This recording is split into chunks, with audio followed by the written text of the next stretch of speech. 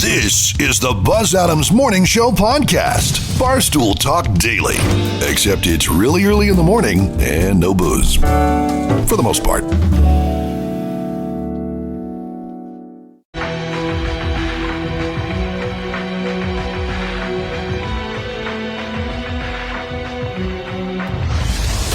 Buzz Adams Morning Show, Monday through Friday, 5 to 10.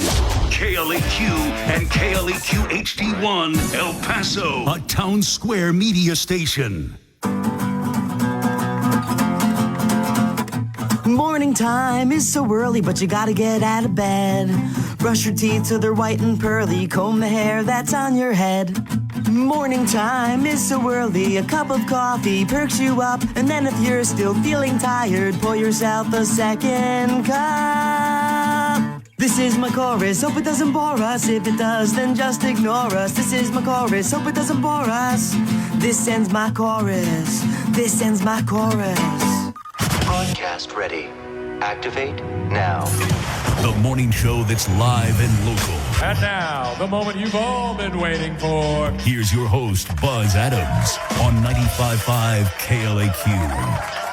All right. Thank you so much. Good morning and welcome to the show, everybody. Thank you for joining us today. It is Thursday. And for the next few hours, we're going to... Listen, I've got what I consider to be some really, really interesting topics today. You do, yeah. The spunkin' spice latte is, the pumpkin spice latte is back. I'm sorry. Available at Starbucks starting today. All right. Pumpkin, damn it, I was going to do it. Pumpkin spice season is back. Spunkin' pice. Pumpkin pice. The earliest that it has been brought out. So starting today, you could get your spunkin' pice lattes. We'll talk about that a little bit. Billy Joel has responded to a conspiracy theory about one of his songs. No. It's called the Piano Man Was at a Gay Bar conspiracy theory. Oh my God, I had never heard this conspiracy theory. Neither had I until I heard Billy Joel's response to it. Billy Joel says, hey, it's kind of ridiculous. This song's been out for over 50 years. That this is just now getting some headway. Billy Joel, it's okay if it was at a gay bar. No one's judging. Well, he more laughed it off than anything else. But I love that song, by the way. It's a great song. Yeah, it's a great song. It's better live. The conspiracy that I was familiar with is that it's called Piano Man, but the piano is a side instrument. It's really the harmonicas. The harmonica really takes the lead in that song. It is the standout instrument on that song. But some people noticed everybody that he talks about is a dude. It's 9:00 on a Saturday. The regular crowd shuffles in. There's an old man sitting next to me making love to his tonic and gin. Yeah. Somebody's a real estate novelist who never had time for a wife, and he's talking to Davey, who's still in the Navy and probably will be for life. Yeah. Some people thought, oh, Billy Joel used to be a piano player at a gay bar. Well, Billy Joel has responded now. I'm completely fascinated by the idea. He doesn't name check a single lady in the entire bar. Joe at the bar, or John at the bar is a friend of mine. He gets me my drinks for free, huh? Yeah. And he's quick with a joke or to give you a poke, but there's some place that he'd rather be. Anyway, we're going to kind of take apart Piano Man and look at it from a gay perspective. Speaking of gay perspectives, at the DNC last night, they were very in your face with the gay speakers and everybody. A few of the speakers just really put it in your face, that they're gay, which, I'm fine with. But I doubt if there's anybody who's a MAGA supporter who that's going to win them over, Kind of, yeah. There were a few what I call infraction points. I don't even know if I'm using that word right, but okay. Keith Ellison, who used to be the Attorney General of Minnesota and prosecuted the police officer who killed George Floyd, he was talking, And I realize that's one of those topics where, depending on what you feel about it, obviously the DNC crowd felt that George Floyd is clearly the victim. I mean, they had a trial about it, sent the guy to prison and everything. But if your opinion is the cop was the victim and George Floyd was a criminal, if that's where you are, you're probably MAGA and nothing's going to win you over. I think I would agree with that statement. Yeah. Right? That's one of those things. If you just knew, what do you feel about the George Floyd and the officer Derek Chauvin? If depending on how you answer, it's probably a pretty 100% accurate prediction of who you're going for in the election, right? Yeah. So there were a few of those last night. I kind of want to, we'll have sound clips coming up here in just a few minutes. We'll hear some of the sound clips. Bill Clinton spoke last night and boasted that he just turned 78, but he's still younger than Donald Trump. Clinton was president like 150 years ago, man.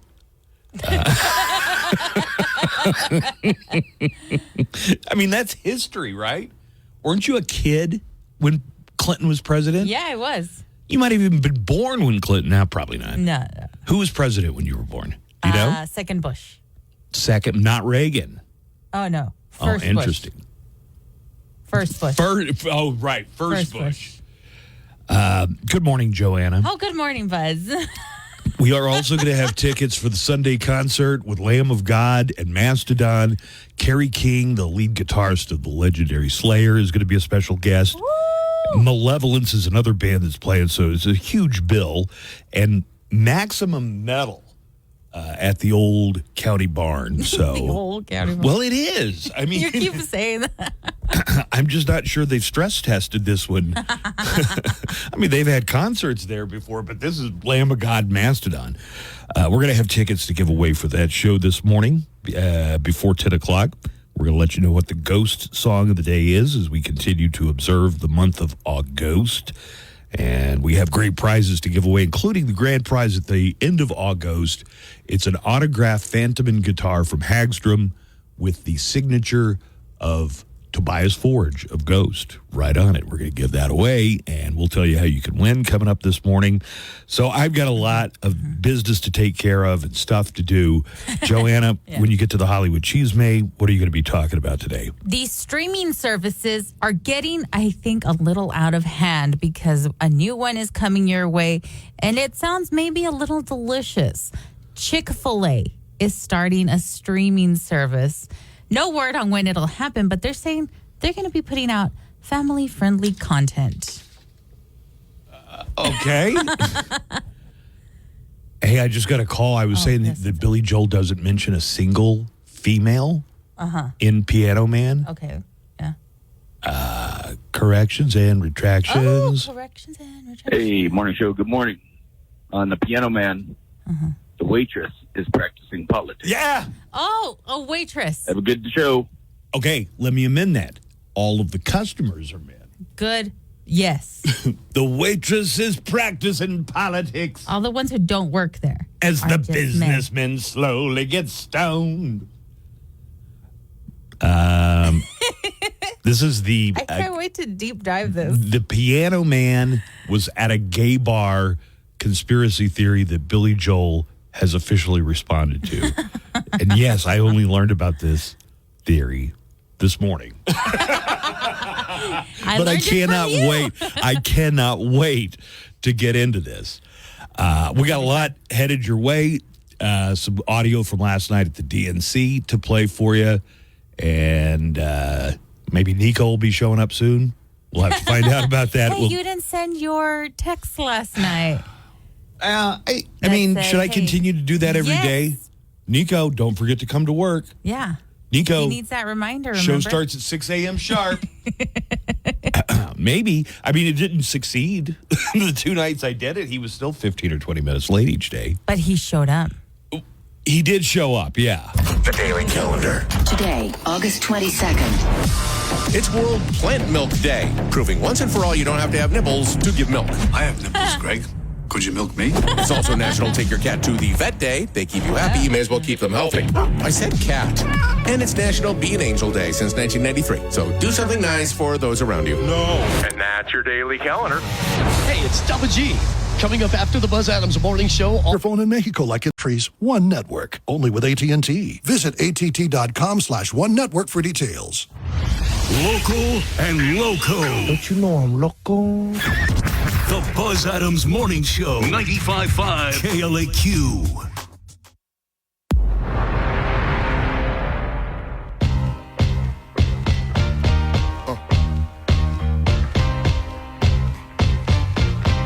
All right, we're all set to get into today in sound clips audio from last night at the DNC, among other things. A lot of audio to get to here. And Nico has arrived. Derek wrote in and said, if you're going to be late, at least you could have picked up some pumpkin spice lattes. We're trying to accept that into everybody's mind that you call it spunkin' pice. Okay. We're trying to make that happen. And no, I couldn't fetch. I couldn't have gotten anything because then that would have just made me later. Yeah, but if you're going to be late, you might as well have a treat for us. That'd be nice. I don't have money to do that every day. Well, today's a special day. It's the first day that the pumpkin spice or spunkin' pice latte is available at Starbucks. Wow. The earliest they've ever made that particular fall beverage available. Gross. You don't like pumpkin spice? What? I don't like spunkin' spice. Spunkin' pice. That should have been one of the Spice Girls. Pumpkin spice should have been like the fat girl.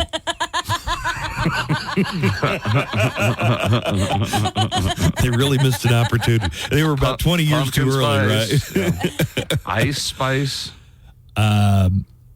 We're going to let you know what the ghost song of the day is going to be. We have a great prize for the month of August, and we'll let you know what that is. We also have tickets to give away for the concert Sunday at the County Coliseum. Lamb of God and Mastodon are headlining, but special guest Kerry King from Slayer is going to be there. He's going to do a set, and so is Malevolence. And we have tickets to give away for that Sunday night show at the County Coliseum today, and we have another pair for tomorrow on the Buzz Adams Morning Show. And get on board Chris Jericho's Rock and Wrestling Rager at Sea. We are giving away a trip to go on a cruise. Chris Jericho is going to be there. His band Fozzy is going to be there. He's going to have a bunch of fellow wrestlers and rockers on board. So if you win the trip, it leaves out of Miami on January 31st of next year. And you'll have access to the wrestling events, the rock concerts they have. A lot of podcasts are going to be going on, and you'll be right in the middle of all of it. All your meals and basic beverages are included. Of course, you get to meet Chris Jericho and the other celebrities on board. For this prize package, we're also providing a $1,000 travel voucher and $500 in spending cash. If you really want to see what the cruise is all about and the prize, and also I hear there are a few cabins, not many, but a few cabins left that you could purchase if you want to, but don't. It's almost sold out. It's the following website, chrisjerichocruise.com. That's chrisjerichocruise.com. Go and check it out. And listen for the code words. It's a code word contest 4 times a day in the 10 a.m. hour, 2 p.m. hour, 5 p.m. hour, and 8 p.m. hour. We're going to give a code word. Once you hear the code word on the air, enter it on the KLAQ mobile app or at KLAQ.com. And every one of these code words you identify and enter is another entry into the contest. Get on board Chris Jericho's Rock and Wrestling Rager at Sea in January. Good luck. And now, today in sound clips. All of the day's news with accompanying sound bites and actualities. Let's check out our sound clips for today. A couple of friends went out searching for a missing biker after the cops called off the search. The police had searched for 5 days and had failed to find Zachary DeMoss. He's a 24-year-old biker in Idaho. Got separated from his friends while out on a ride And after 5 days of being missing, police couldn't find him and decided to wind down the search. But two of Zachary's friends, Greg and Danielle Commons are their name, decided they would ride out to the area to look for him themselves. Do you want to know what happened? Yeah. They found him lying next to a river, barely alive. Oh, my God. So here's Greg, one of the friends that went out looking for their missing biker friend, telling the story. Something just willed me to look right, and there he was laying right there by the river. You know, Zach was tough enough to hold out for 5 days on that mountain while he's seen people walking by. He tried to holler at them. He tried to get their attention, and so many people went by and decided that we needed to go up there because, you know, we've known this kid forever. Out of the corner of my eye, I see a guy laying by the river. Zach rolls over and he opens his eyes and he says, "Hey man, I've been in a wreck. I'm in a bad way." And it's like, no way, we just found you. Wow. Pretty dramatic, right? Yeah, crazy. Hey, have you ever heard of the Piano Man is at a gay bar theory? Of the Billy Joel I always song? thought Billy Joel was a little gay. He was married to Christy Brinkley. Come on. That's so gay. Okay. No. The Piano Man is the song. You're saying that the person who's in the song is at a gay bar? That Billy Joel, it's about him playing at a bar, and he mentions everybody, and there are all of these single dudes. Billy Joel has responded to that, and Joanna and I are really excited to get into that. I can't wait. Coming up later. What is a real estate novelist? Is that somebody who writes novels about real estate, or is somebody who's a real estate agent who also writes novels? That's one of the lyrics in there. Question. What is a And I real feel estate like it's novelist? something that only a gay man can do. Also, why is it called Piano Man when harmonica is the lead instrument? Who the in hell that is song? playing the harmonica? Billy. Really? Yes. Billy Joel is a multi-instrumentalist. Like a super, super talented Is guy. that line in there, real estate novelist? Yes. Bill's But a real Nico, estate novelist. when we get into this, I who want you to never look up had the time lyrics. for a wife. And Never he's had- talking to Davy, who's still in the Navy, and probably will be for life. I wonder what the exact... You think he's saying real estate or realist?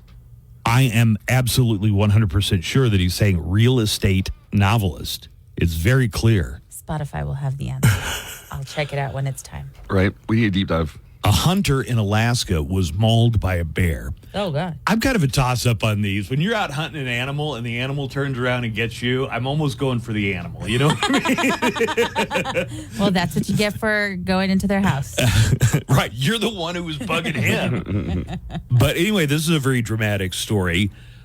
Tyler Johnson was able to pull his gun as the bear attacked him.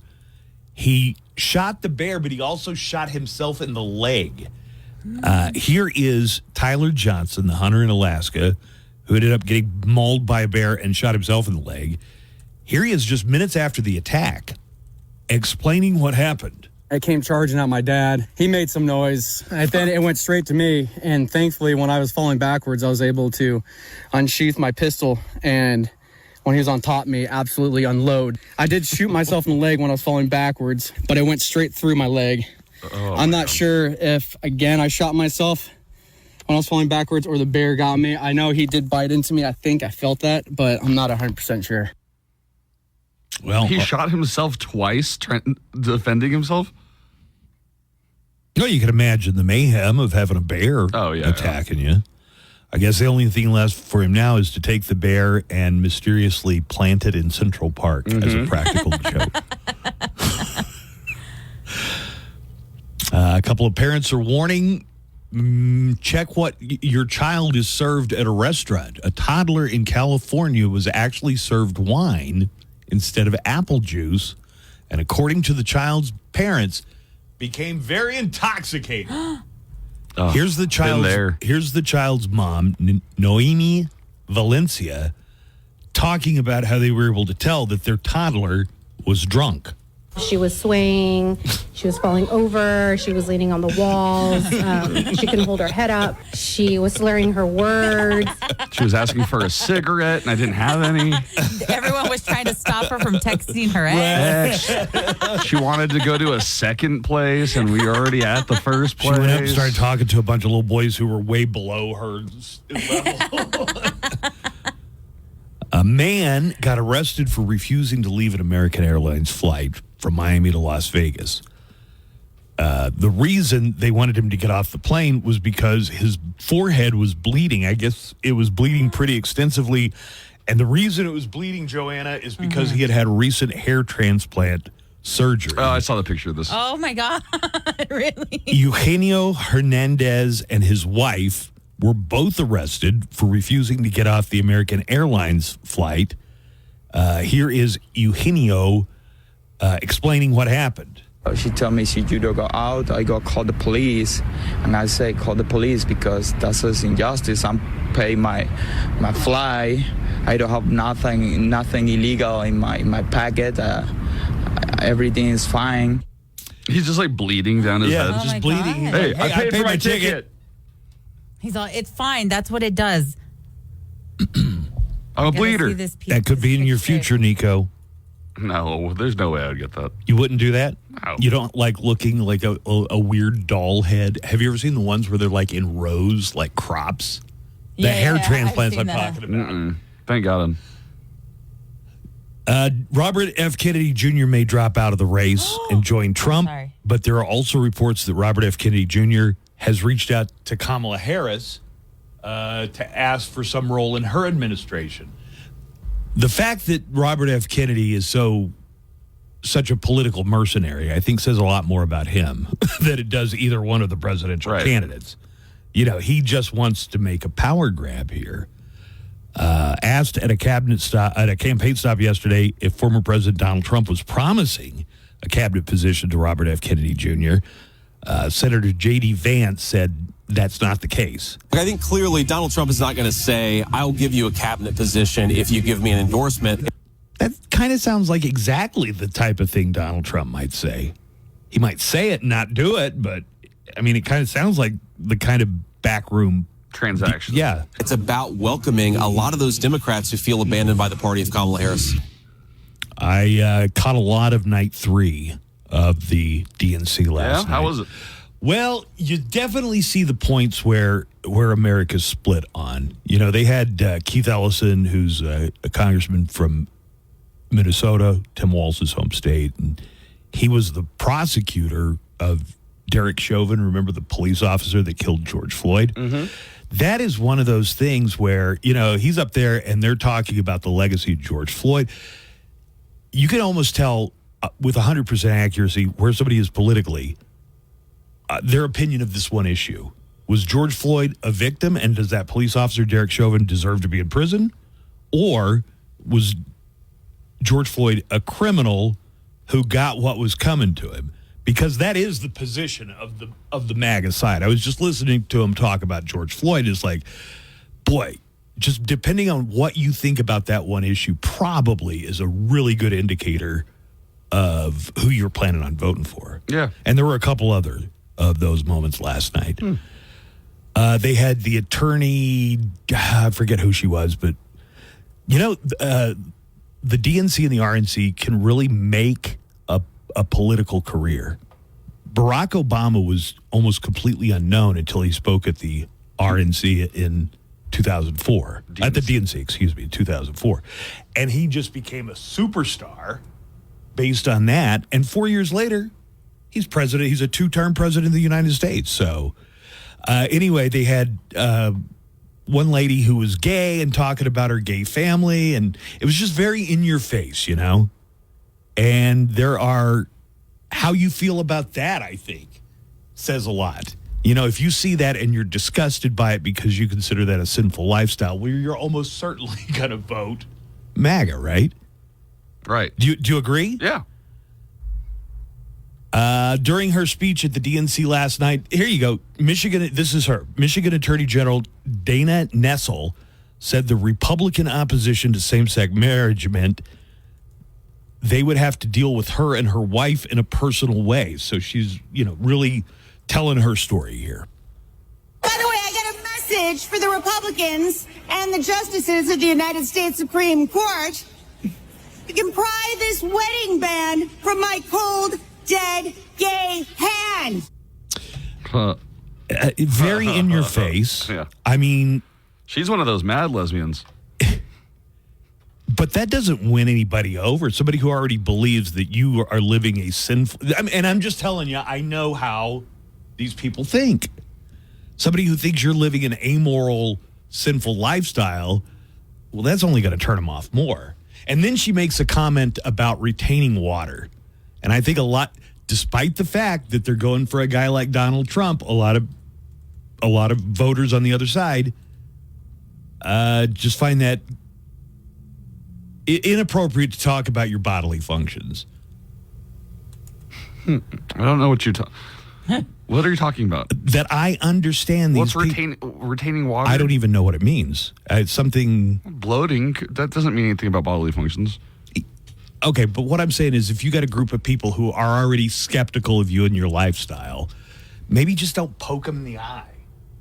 It's the same way that anti-abortion advocates are very proud of their stance. I mean, it's not like when they get up there and they preach or they say they support their movement that they're really moving the needle for anybody who's against abortion or for abortion.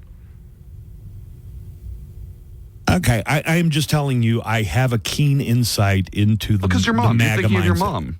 Not just my mom, probably like most of the people that I grew up with. Oklahoma is as red as Texas is. Another speaker last night, House Minority Leader Hakeem Jeffries, who talked about Trump, said, we've done that and we don't want to go back to it. We broke up with you for a reason. Donald Trump can spin the block all he wants, but there's no reason for us to ever get back together. Been there, done that. We're not going back. I just think this is a real unique opportunity for the Democrats to cement their position as the responsible party of adults. You know what I mean?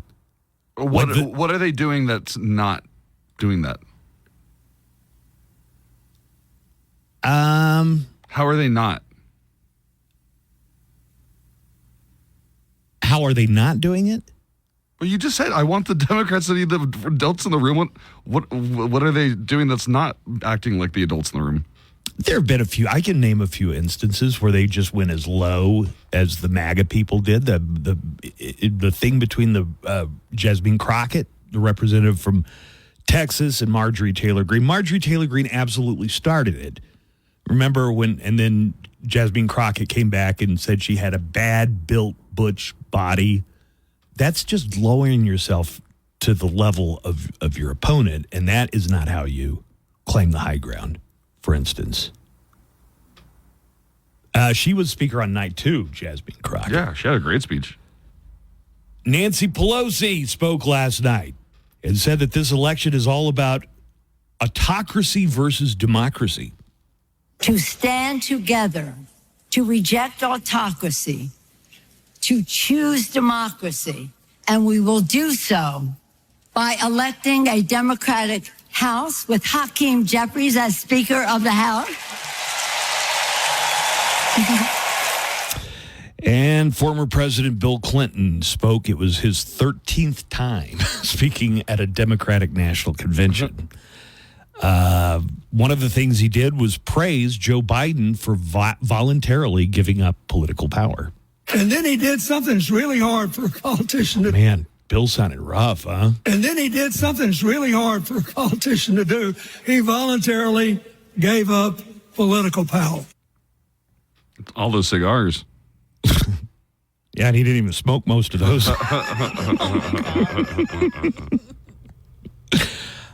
Clinton mentioned that he just had a birthday, and he also brought up an interesting fact. 2 days ago, I turned 78, the oldest man in my family in 4 generations. And the only personal vanity I want to assert is I'm still younger than Donald Trump. That's crazy, isn't it? What? He was president in the 90s, man. That is and he's crazy. still younger than Donald Trump. He's also still younger than Joe Biden. One of the things I'm noticing is that the RNC was very doom and gloom.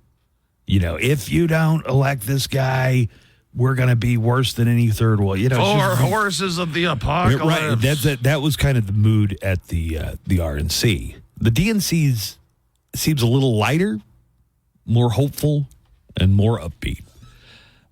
Here's Clinton joking. He says that Kamala will break his record if she's elected president. I'll be so happy when she actually enters the White House as president, because she will break my record as the president who spent the most time at McDonald's. Yeah, I guess Trump eats McDonald's a lot, but he doesn't actually go to McDonald's. Like, he sends somebody to McDonald's. And we interviewed Michael Wolff a couple of weeks ago. He had goes, well, what is he saying? That is the most awkward, like, bizarre statement. He went to McDonald's. They did a skit on Saturday Night Live when it was Daryl Hammond playing Bill Clinton, and I guess during campaigns he would stop at a McDonald's. No, it wasn't Daryl Hammond. It was Phil Hartman. Mm-hmm. He was doing the Clinton. He's like, based on, he had actually gone into a McDonald's, but Phil Hartman's version of it was like, you gonna eat all those fries? Can I? He just kept stuffing his face with other people's food. So, Oprah Winfrey had a knockout speech last night. She really did, and I think her secret power is the ability to meet people kind of where they are. So she talked about knowing conservatives and liberals who might disagree on certain policy issues, but would still help each other in a heartbeat. Here is Oprah Winfrey, who might have had the speech of the night last night. What I've witnessed and experienced are human beings, both conservative and liberal, who may not agree with each other, but who'd still help you in a heartbeat if you were in trouble. She gives an example of if somebody's house is on fire, you don't stop and ask, well, who did they vote for in the last election? Or what is their position on gay marriage? Yeah, I don't want to save them. She had a pretty good line. I wish I had it in her own words, but she said, even if you're a childless cat lady, we would rush in and save you, and we'd try to save the cat, too. And I got a big... That was a big applause line. Finally, Minnesota Governor Tim Walz delivered the biggest speech of his political career, accepting the Democratic Party's nomination for vice president last night. It's the honor of my life to accept your nomination for vice president of the United States. All right, Walz. Did you see him with his little son? How old was the son? Like a kid? Or are his kids all adults? His son, I don't know if he's as tall as his dad. Okay. He almost looks like a little mini-me of his dad. A little chubby. Walt said about Trump that real leaders don't spend all day insulting and blaming everybody that they can. Leaders don't spend all day insulting people and blaming others. Leaders do the work. So I don't know about you. I'm ready to turn the page on these guys. So go ahead. Say it with me. We're not going back.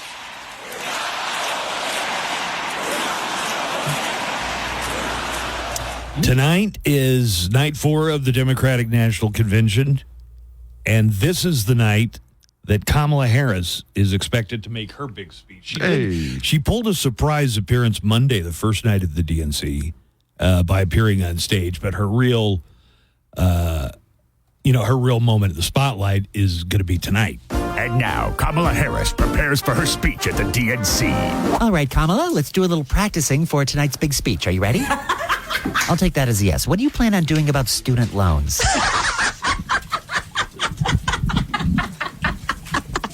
Okay, I guess the people will like that. People love laughter. Yeah. What is your stance on immigration? Yeah, immigration can be a funny subject, I guess. Okay, what are you going to say about the war in Ukraine? Very sad stuff.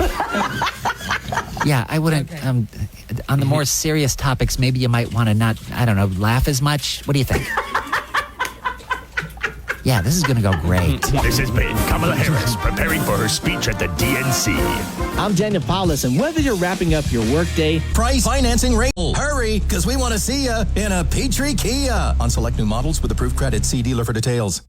Live from the KLAQ studios, the Buzz Adams Morning Show. Courtesy of Glasheen, Vyas, and Enderman Personal Injury Lawyers at GVILaw.com.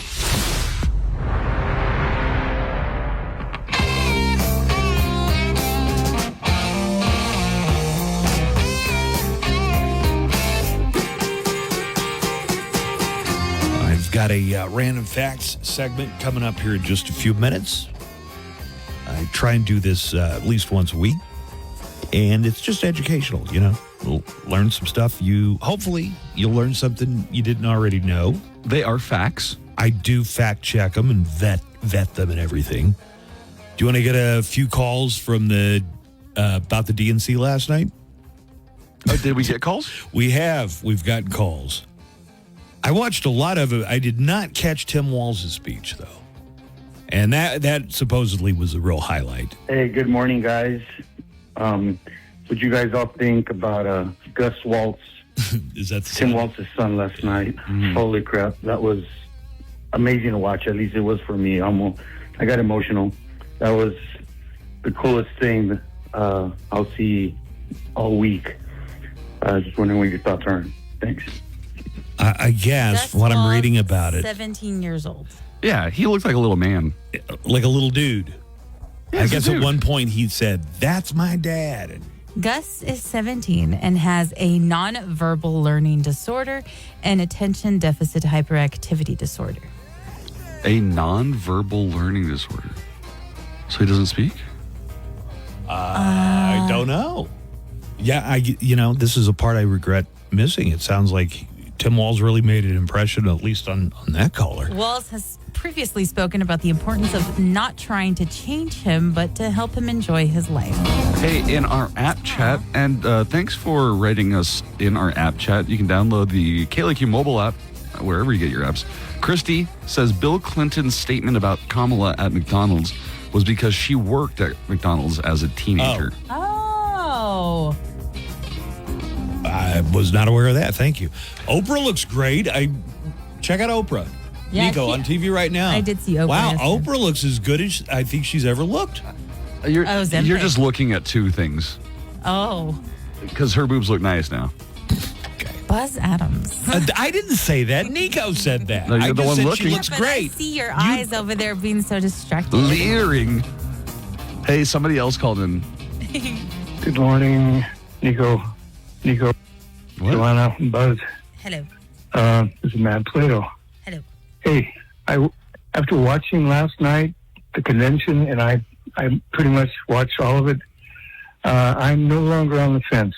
I'm absolutely sure that, and I hope it happens that Kamala Harris is going to win. After listening to Stevie Wonder, after listening to other people speak, it's just no longer a doubt in my mind that the nation is going to be better off with the Democrats in there. They just psychoanalyzed Trump last night to the point where anybody with a rational mind is going to vote not for Trump. So that's my take on it. Thank you. Good morning. All right. Thank you, Matt Plato. Can I play this one real quick? Yeah. All right. Yeah, because yesterday you were talking about how you don't know how someone like RFK, who's so well educated and so smart, could be so stupid, I guess. Best example, you don't have to look much further than your own nose, because your dad was a very smart man, and you're just a big bumbling buffoonish oaf with a smooth brain. Oh, smooth brain. Oh, it was Smooth Brain. It was Smooth Brain all along. Let me clear up a couple of misnomers there. First of all, I didn't say RFK Jr. is stupid. I said he's an intelligent man, but it goes beyond being stupid. He has actively put out some of the most anti-science nonsense and misinformation about vaccines and the efficacy of vaccines. Stupid is not the word for it. It is misguided. And the other misnomer is that my dad was a very intelligent man. My dad was a very good man.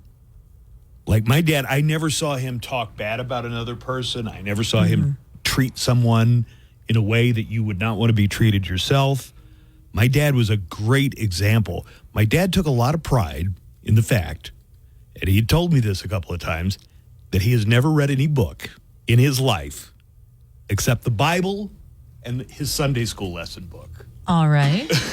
So not a well-read man. No, he never claimed to be. That was not what he was, but he was a fantastic example of how you treat people fairly. And I'm talking about back in the 70s when I was growing up as a kid. He was a very good man. No, he sounds like he was a great man. But I'm way smarter than he was. And I love my dad. I got one more call as well. All right, fine. We got to do random facts here. Let's go ahead and get into this. And now it's time for random facts.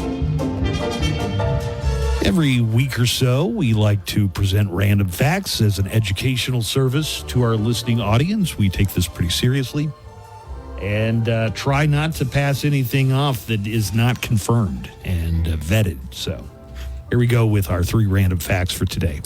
All right. Mixing alcohol with diet soda gets people drunk 18% faster than mixing alcohol with regular soda. I've heard that a lot. What do you say? A regular soda meaning sugar? Just a regular non-diet. Yes. And it does. So the answer is yes, Steve. The sugar, so the sugar in regular soda slows down the effects of the alcohol. So if you're mixing drinks and you want to get there faster, use a diet soda. Yeah, Southern Comfort and Diet Coke. When you asked him that question, he didn't really know the answer, though. He had to continue reading the facts. Until it said, the sugar actually does help. No, I read them in You mean advance. with sugar? He's all, the opposite of diet, whatever that is. Now here's the Well, they have question I have for sugar-free. this. They have diet. They have sugar-free. Is it the aspartame? Is that what It's the does? sugar. Is that what does the job? We've established it is the sugar. It's gonna get you lit, okay? If you want to get lit faster, diet soda. Random fact number 2. There is no word for blue in the ancient Greek language. Have you ever heard that before? I have. Yeah, because they didn't have. In fact, there's been some speculation. I don't know how seriously it's taken, but I know that some people speculate that maybe humans didn't see blue. Like we didn't develop like they were that colorblind. like dogs, like ancient people, but other languages of the time did have a word for blue. And at the turn of phrase I remember from the Odyssey or the Iliad or something, I think those are the same thing, was that they described the wine dark sea. Interesting, huh? That is interesting. Wine dark sea. But no word for blue in ancient Greek. Well, the first pigment I think that people were able to make was like something like red. Yeah, probably out of blood. Well, here's my other question. It's probably what they used. Red clay or any iron oxide, yeah. What did they call the sky color-wise when they were looking up in the sky? I don't know, but not blue. There was not a word in ancient Greek for that. And finally, they called it God. That's what they thought it was. Random fact number 3. I asked, what do you think the first human invention to break the sound barrier was? Mud. Sorry. Mud is a human I was going to say my D. Huh? No, never mind. Whatever. Steve, any idea what would be the first invention made by humans that broke the sound barrier? That is, went so fast that it caused a sonic boom. from humans? I have no idea. What was it? All right, you ready for this? Okay. The first thing a human invented that could break the sound barrier was a whip. Nico was right. That, like Indiana Jones, that sound is not the leather snapping against each other. That is a miniature sonic boom. Sonic boom. Nico, boom. is true, right? So Derek says the sound barrier. That Armenian racist devil said a whip. You were right. I know it was a whip. I wasn't being racist. Whip. Anytime if you can snap a whip, you're breaking the sound barrier. The tip of the whip is going so fast that it causes a miniature. All right, here's my question to you on this. Okay, Yeah. Let's say the tip of the whip cannot touch the floor. The tip of the whip better not hit you in the lip. If it can't Or the touch nip. if it can't touch the floor, and you whip something with a short whip, will you still hear the sound effect? Because according to this hypothesis, breaking the sound barrier hypothesis, it's a fact. According to the random fact, that sound is not the sound of the whip hitting the floor. That is the sound You're of correct. just the whip. Wait, you don't hit the whip on it. That's not how you use a whip. Well, I'm just saying you snap it in the air. Right, but that sound, I never thought that sound was actually from the sound barrier. So it's from the tip of the whip going through the tip of the whip through the the air so quickly. Okay. But no, you're actually right. I mean, I think they do this in physics, like physics classes. You take the length of the whip, and depending on the length of the whip, it will give a different. Yeah. All right. That's but cool. anyway, that's a few thousand years old, breaking the sound barrier. Didn't know for that. long.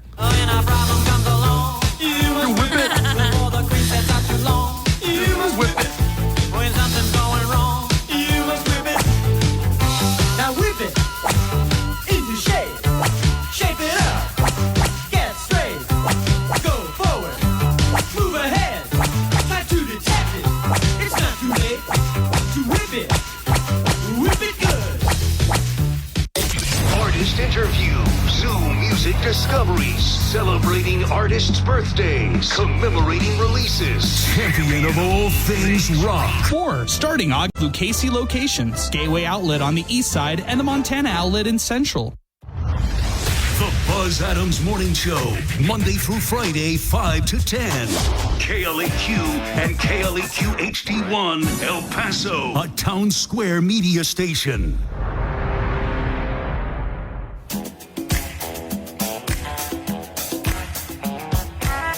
All right, Joanna's going to have our Hollywood Cheesemate coming up in just a moment.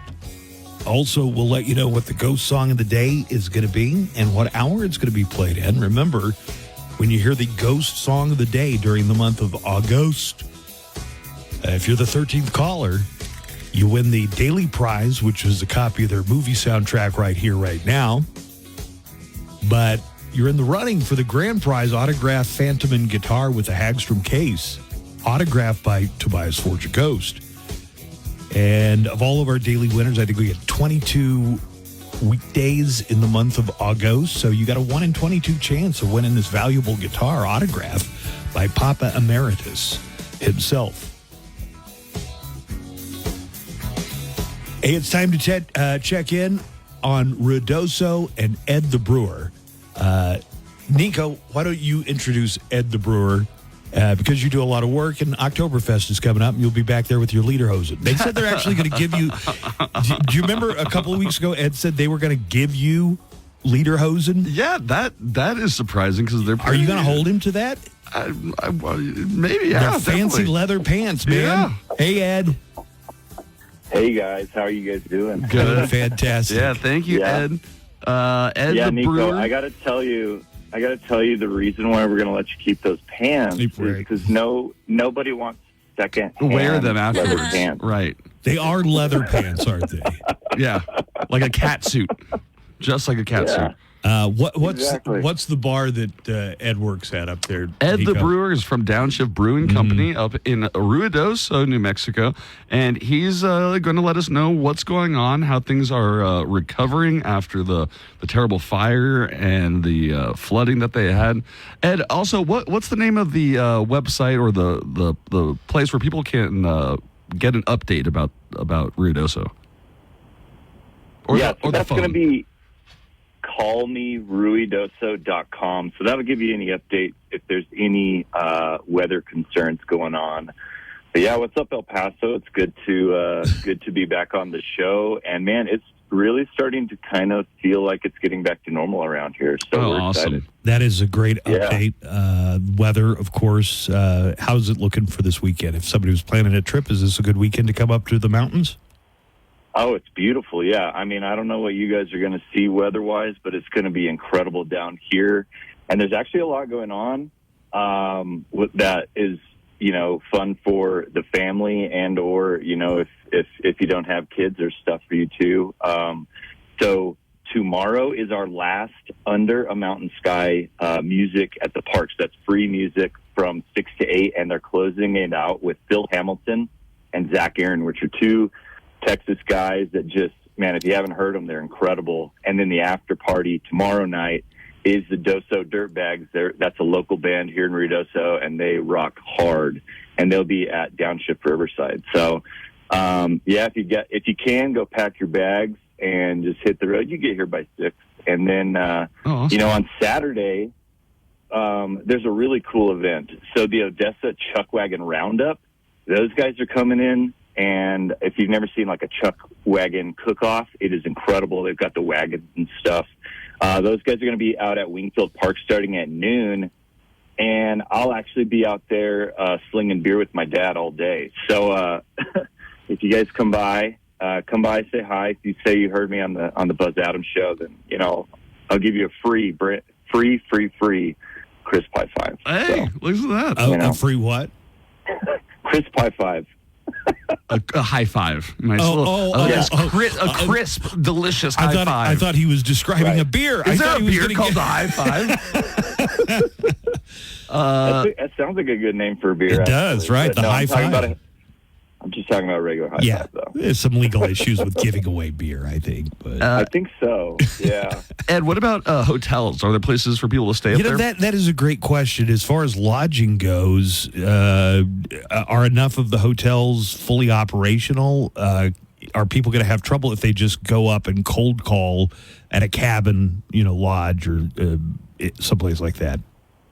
No, I mean, the good news for you, if you do want to come up, is that, tourism is down. So there's tons of hotel rooms and Airbnbs available. All the hotels are at full capacity, or in terms of their ability to receive people, not full capacity in terms of people, fully booked. Yeah, they're not full, but they are open for business, and you won't have any trouble finding lodging for the weekend. No, not at all. Yeah. So come on up, stay the night. There's stuff going on all weekend. And also, just to put it on your radar, Labor Day is 2 weeks away. God, so, it's less than 2 weeks. It's a week from Monday, isn't it? That's true. Yeah. Sorry. Yeah. Less than 2 2 weeks. weekends away, I guess. But one really cool thing that's happening on Labor Day weekend is, obviously with the fire, they postponed the big fireworks show that they do here every year, and that's the biggest fireworks in the state.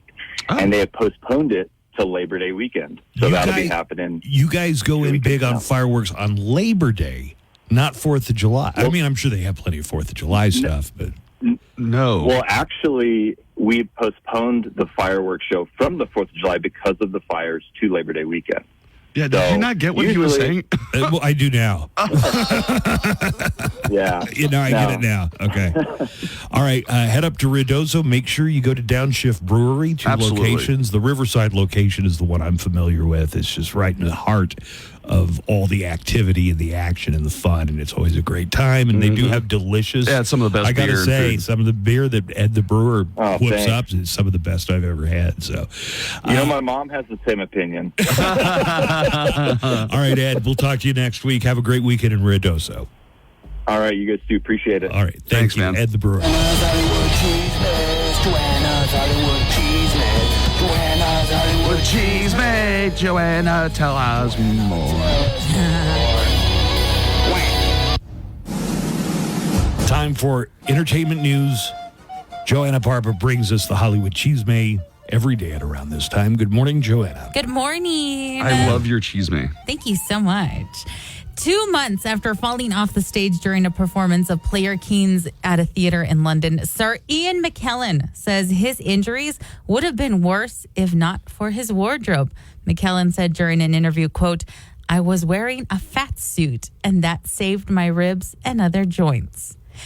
He went on to explain that he's still very much affected by the accident in the production, and he's still healing from having a chipped vertebrae and a fractured wrist.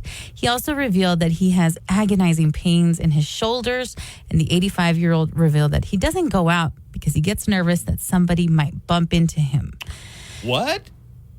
He fell, remember? All he has to do is tell them, "You shall not pass," to keep them from bumping into him. That's only if they're a ball run. McKellen, who has a long history with the theater, says this won't stop him from performing in the future. Have you seen Ian McKellen's impression of Dame Maggie Smith? No. I'd love to see that. An Yeah. amazing Bring that up. impression. Look for that. Okay, I'm going to Send look it up. The Dowager Duchess Grantham? Yes. Okay. Look out, Peacock. There's reportedly a new video streaming service that's avian themed. Chick-fil-A plans to launch a video streaming service, according to Deadline. The streaming service is expected to focus on family-friendly content and include original TV shows. Deadline reports that Chick-fil-A is in discussions to license and acquire content, but is also working with numerous major production companies, including some of the studios, to make these family shows. It also reportedly recruited TV show producer Brian Gibson to head programming. Chick-fil-A also reportedly ordered 10 episodes of an unnamed show from Studio Sugar 23. The production company has experience producing shows for streaming services like Netflix, for example, VOA, and for Apple TV Plus with their show Dickinson. No comments I on have the no Peacock? comments about On Dickinson. On the Chick-fil-A streaming service. Hey, do people still hold it against Chick-fil-A that they like donated to anti-gay causes and stuff, or is that bridge Some over the water? People are very like hold on to that. Yeah, but I mean, I don't want to throw anyone under the bus, but I'm more upset they're closed on Sundays. that should be the most upsetting Yeah. thing. But I know a few gays that still go to Chick-fil-A, and they love it. Moving on. I lost my place. Stand by. Okay. Zoe Kravitz wants you to puff twice before seeing her new movie, Blink Twice. The actress and second-generation celebrity's directorial debut hits theaters this weekend, and she's got some advice for prospective viewers who really want to get their minds blown by the twists and turns of this psychological thriller. On Instagram, she wrote, "Smoke a J and go watch Blink Twice in theaters August 23rd. Kravitz was also promoting a marijuana brand called Pure Beauty. Her famous dad, Lenny Kravitz, is ready to be first in line writing "Save Me Some" on her post. Blink Twice stars Kravitz's real-life fiancé Channing Tatum as Slater Keene, a billionaire tech mogul who owns a private island. There's plenty of glitz and glamour involved, and it all seems like fun and games to cocktail waitress Frida until her friend Jess goes missing, and none of the other vacationers seem to care. Blink Twice hits theaters tomorrow. That's a power couple, huh? Channing Tatum and Zoe Kravitz. Yes. Yeah. Can you imagine? Lenny Kravitz is going to be like your father-in-law. I saw some interviews with both of them, and they look like an awesome couple. Also, do you know what this movie's about? Joanna just kind of gave the plot summary there. So, yeah. It looks kind of like a Jordan Peele style movie, doesn't it, Joanna? Kind of, yeah. And more thriller than gore, you would say? I would say more thriller, probably, yeah. And it just kind of is like every person's dream when they would meet a celebrity. Like, imagine meeting a really rich, cool person, and they go, And they're like, "Come to my island." "Would you like to come hang out with me?" You go, what do you and mean? you get to like, I'll fly you. Yeah, you just get to experience all this. Okay, fun so stuff. I have seen a trailer where it's James McAvoy and they meet some people on vacation. That's have you a seen different that movie, one? yeah. That's not this one. That's Oh, not this all right. one. Different movie. But you've seen the trailer for that one, right? Yes, I have. If a billionaire ever asked But, me yeah. if I want to take a ride on their plane, I'll probably go, unless That's it's Jeffrey probably Epstein. one way to say to get me to Unless in a it's Jeffrey plane. Epstein. Yeah, unless it's Jeffrey Epstein. But I'm Maybe gonna your get on plane- the private plane. Maybe Yeah. your plane, but not your submersible that's going to go look at the Titanic. yeah, nowhere on the water. Nowhere on the water. Rich people We have can't bad have- luck with water. Yeah. We can't get that sacrifice to the water god. To the Poseidon water gods. And finally, this is a really weird story, so keep up. The family of French star Alain Delon is rejecting the late actor's wish to have his beloved dog euthanized and buried beside him. What? Who? Yes. Alain Delon is a French actor who died on Sunday at the age of 88. And he has been making headlines for his resurfaced 2018 comments revealing his plan to have his dog, a healthy 10-year-old Belgian Malinois called Lubo, put down so that they could be buried together. You know, that's like an ancient Egyptian pharaoh mindset there. Yeah, that's It's pretty like, crazy. I'm going to die, so you must bury all my wives, concubines, and pets with All me. right, honey, get in the tomb. Get in the tomb now, bitch. In a resurfaced interview, the actor had said, quote, "He is my end-of-life dog, a Belgian shepherd who I love like a child. If I die before him, I will ask that the vet let us go together. He will inject him so that he dies in my arms. I would rather that than knowing that he would let himself die on my grave with so much suffering." Oh, good Lord. Your dog would eventually get over it, dude. You really think a lot of yourself. Yeah. Well, there is no law in France that prohibits owners from putting down their pets. The recirculated comments prompted several animal rights organizations to condemn the plan, express concern for Lubo, and offer their assistance in rehoming the dog. Wait, did this guy die? He did. Pay attention. I told you, keep up. He Yeah, died but then on you Sunday. started talking about his plan. Okay. Did they kill He the died on dog? Sunday. And so everyone's saying, what's happening to Lubo? The French Society for the Protection of Animals was among the organizations to speak out, writing on What's this X. guy's name? Delon? Alain Delon, ALAINDELON. The dog's like, I'm healthy. I'm The healthy. dog's like, don't kill me. Well, the family is refusing to put the dog down. Yes. Okay. Thank you. Just want to make sure I'm understanding this. The Brigitte Bardot Could Foundation he have been announced. kidding? Is it possible he could have been kidding? This foundation announced on Tuesday that it was in contact with the Delon family, who have confirmed that Lubo will not be euthanized and Delon's relatives will instead take care of the dog. You had to get it to it, Joanna, because he was not going to wait for it. I know, right? He was not going to wait for it. The actor, a self-proclaimed animal lover, reportedly had more than 50 dogs throughout the course of his life, many of which he buried on his home property. I killed them with my bare And, hands. he's all, and they will all die with me. With your entertainment news, I'm Joanna Barba. What's some pet cemetery in France? Better than a pet cemetery in Maine. It's 9 o'clock on a Saturday. Yes. A regular crowd shuffles in. Billy Joel has responded to a song theory that I did not even know existed until today. Is Billy Joel's Piano Man about a gay bar? It says here that this is a theory that has been kicking around the internet for several years. Amazing. Some of the lyrics go into Paul is a real estate novelist who never had time for a wife. Oh, I was going to look up the lyrics. And he's talking to Davy, who's still in the Navy and probably will be for life.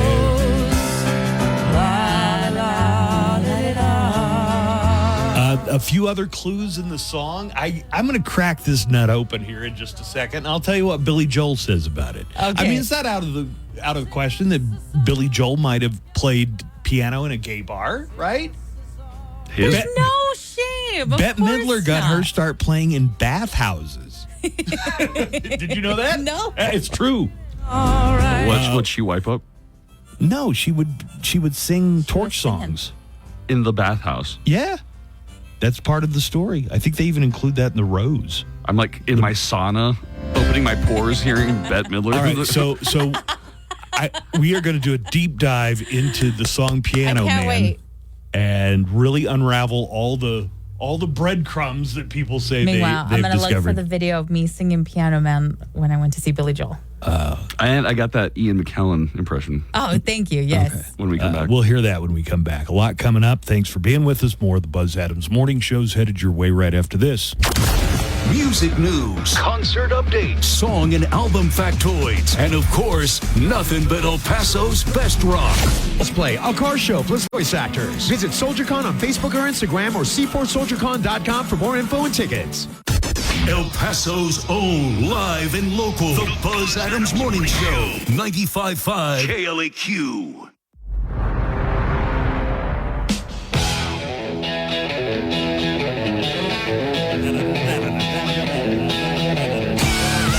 Some of our earlier callers in the 6 o'clock hour have triggered a cavalcade of calls. We had a couple callers talking about how moving and inspiring they found parts of the DNC last night, especially Tim Walz and his son. Well, the MAGAs are not going to let you feel good about anything related to the Democrat Party for long because they really have come out in force. But I'm not going to let that distract me from my main priority today, which is talking about whether Billy Joel's Piano Man takes place at a gay bar or not. What a great song. Yes. I mean, everything about that song. Great. And the Iconic. piano sounds like a carnival, and the microphone smells like a beer. Just everything about that song is iconic. Iconic. Did you find the audio of you singing along to it at the Billy Joel concert in December? I did, but I don't want to play it. Why? Embarrassing. Yes. What? Wait, why? Because I'm in the back singing it. I want to hear it. No. How about Ian McKellen's impression of Maggie? Yeah, Smith? Joanna mentioned that. Oh, yes. Or you mentioned it. Did you mention it? Who brought up that he does an Nico impression? did. Okay. Ian McKellen does a Dame Maggie Smith impersonation. He does. Maggie Smith played the Dowager Duchess on Downton Abbey. I remember her more from the seminal work Sister Act 1 and 2, starring Was Maggie Smith in that? Yeah. She was She was like Mother that. Superior. yeah, Yes. she was Mother Superior. Anyways, so this is him on the Graham Norton show, and he's telling a story about Maggie Smith. Dame Maggie. You have to turn me up. You're up. I promise. You promise. I got it. I'm looking at it right now, man. Nominated for Gandalf. All right. And you had the beads. Yeah. Well, there weren't beads. In New Zealand, where we filmed Lord of the Rings, New Zealand in the house. Yeah. if you're lucky, when you leave, you're given a piece of green stone carved, and you wear it often enough, and your chances are you'll get back to New Zealand. That's the idea. And it'll bring you a bit of luck. So when those films were nominated for something like 20 Oscars on that night, everybody from New Zealand was wearing their green stone, their punami, they're called. And when we're on the red carpet going into the ceremony, I met Maggie Smith. Hello, what are you here for? I said,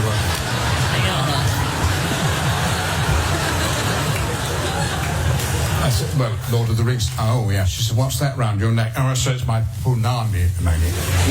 Oh, your punami. What's that for? I said, well, if I wear it, it'll bring me luck. And, oh, very nice. And we went our separate ways. And, it lasts for 3.5 or 4 hours, don't you? Oh, yeah. Oh, God, you sit there and sit there. And at the end, of course, everyone else wins the Oscar apart from you. And a bit dejected, you're coming out looking forward to a drink, and you bump into Maggie Smith, and she points at you and she says, "Didn't work, didn't it?"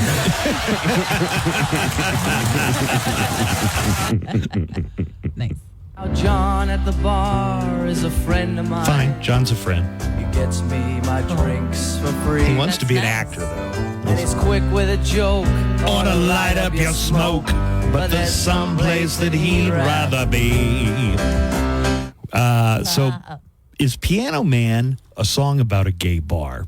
It says that this has been knocking around the internet as a theory for a while. The main argument centers on the following lyric. Now, Paul is a real estate novelist who never had time for a wife. And he's talking with Davy, who's still in the Navy and probably will be for life.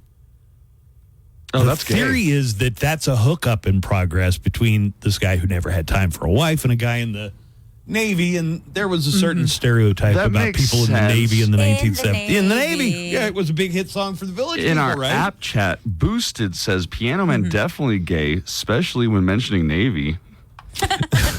That probably is a guy who was in the Army or the Marines. Yeah. There's also the fact that the regulars at the bar ask the piano player, "Man, what are you doing here?" As if he's out of place because he's not Because he's gay. a straight. I always took that lyric to mean, you're so talented, what are you doing playing in this dive? What Right? are you doing here? This is gay territory. Even our piano players need to be gay. We want you to tickle the ivories before you tickle our testes. The most logical reading of that is, man, what are you doing here? You're so talented. What are you doing in this In this verse place? 4, he says, it's a pretty good crowd for a Saturday, and the manager gives me a smile because he knows that it's me they've been coming to see to forget about life for a while. Yeah, because he's so talented, right? Yeah. But I guess if you want to read it through this gay prism, he's so gay. He's so hot. He's a that, cutie like they're sitting at there. the piano. The old man sitting next to him making love to his tonic, and Jen wants to be making love to Billy Joel. So this found its way to Billy Joel, and he's commented on it. Here's Billy Joel's take. Okay. He says it's very funny. He says, I see how that could be. But as far as Paul not having a wife, Billy says his intention was that Paul was too busy writing his novel to find romance. Here's the biggest question about that song I have. Paul is a real estate novelist.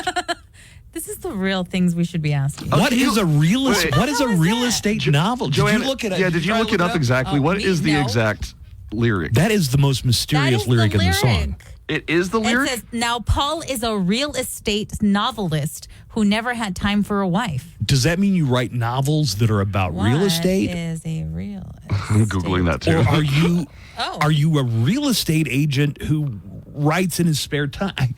That's the question I would have for Billy Joel is what the hell is a real estate novelist? Oh, Billy Joel breaks down the real estate. Billy Joel has actually responded to this. He's answered that question. Okay, good. So many questions about this song. Look at that. Can you tell me, can you find out what he says? He says, it's a guy who is a real estate broker who's trying to write the great American novel. He's a real estate novelist. So he's somebody who's in real estate but wants to be a novelist. But on the side is a novelist. Oh. It's weird. It's just a weird turn of phrase. I've always wondered, is there a special kind of novelist called a real estate novelist? Yeah, it's a genre. You got to go to college for it. It's real niche, right? Billy Joel says the theory's funny, but that was not what he had in mind when he was writing the song. So let's play this out. Let's play a little bit of Piano Man. And then imagine, this song is over 50 years old. It came out in 73. And imagine that he did explicitly make it about a gay bar. Okay. What might that sound like? Okay. Joanna gave me this idea, and I told you I was gonna slap it together and record it. I did. It took like 15 minutes, but I did it. You did it. Now Paul is a real estate novelist who never had time for a wife. And he's talking with David, who's still in the Navy and probably will be for life. All right. Good stuff. Now let's go gay. Okay. And Davy is friends with a cowboy, a cop and a construction guy. And they asked me and an Indian chief if we wanted to hang at the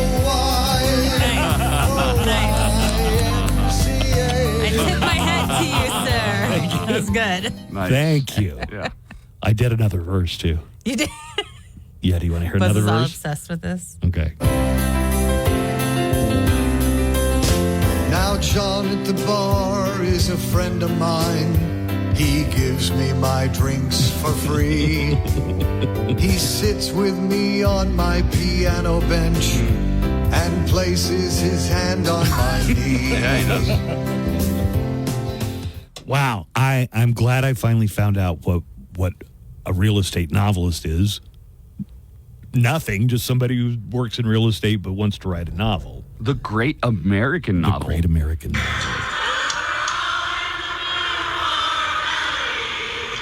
What's playing? Is it Joanna in the back? Oh, no. Play it from the beginning. That is play it from the video. play it. I wasn't ready for it. This is Joanna at, where'd you have to go to see Billy Joel? Here, right? Phoenix. Oh. Phoenix. He wasn't here.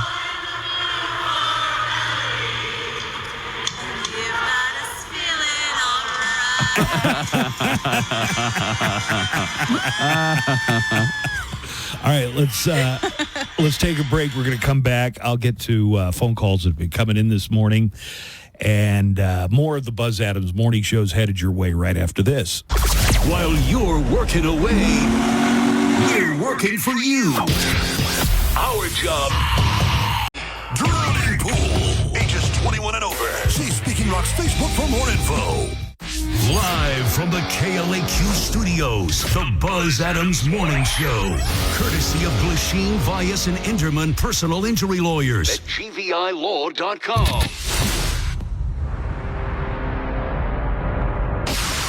Coming back, 5, 4, 3,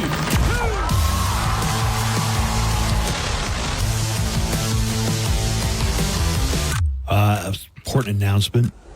Starbucks brings back the pumpkin spice latte today. The earliest that they've ever rolled out the pumpkin spice. This Finally. is epic. Epic.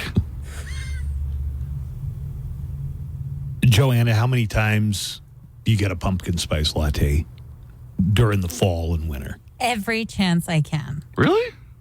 You really love it. Yeah, maybe like 3 times a year. Yeah, like 3 times a year. That sounds about right. Yeah. Yeah, it's good. I can't get behind $9 for a cup of coffee, man. Yeah. Especially when there's a brand of coffee that's free. It's called radio station coffee. It's right down the hall. True. You know, and I can put as much sugar and cinnamon. Joanna won't drink that, though. Joanna will not drink the communal coffee pot from the communal coffee pot. That's true. That is like a snobbery that I think she picked up from Lisa Sanchez. Yeah, I think so. Lisa kind of spoiled me. Well, okay, Joanna. Lisa would bring in like coffee. To be fair, the coffee that we get at the station is not premium. No, quality. It's fine. It's hot fine. and it has caffeine in it. That's all that matters. Well, sometimes it tastes like acid, a little bitter, burnt, bitter. Yeah, sometimes it tastes bad. We're using the same pot that we've been using for 20 years, and nobody's ever washed it a single time. And we use these microphone windsocks as the filters. So. Hey, can I let everybody know where I'm going to be this weekend? You may. Where are you going to be at? Well, first though, let's let them know there is an AfterBuzz today. Yeah, there is an AfterBuzz today. We are going to do an AfterBuzz. That is our twice weekly podcast. You know, I should really talk about Tuesday's AfterBuzz because we really butted heads during that one. Oh, it was an argument over what a Nepo baby is. Yeah, Joanna. But Nico, yesterday morning he was telling me about it, and he's all, Nico was livid. Well, but I told you right after it happened, Joanna. Yeah, you did.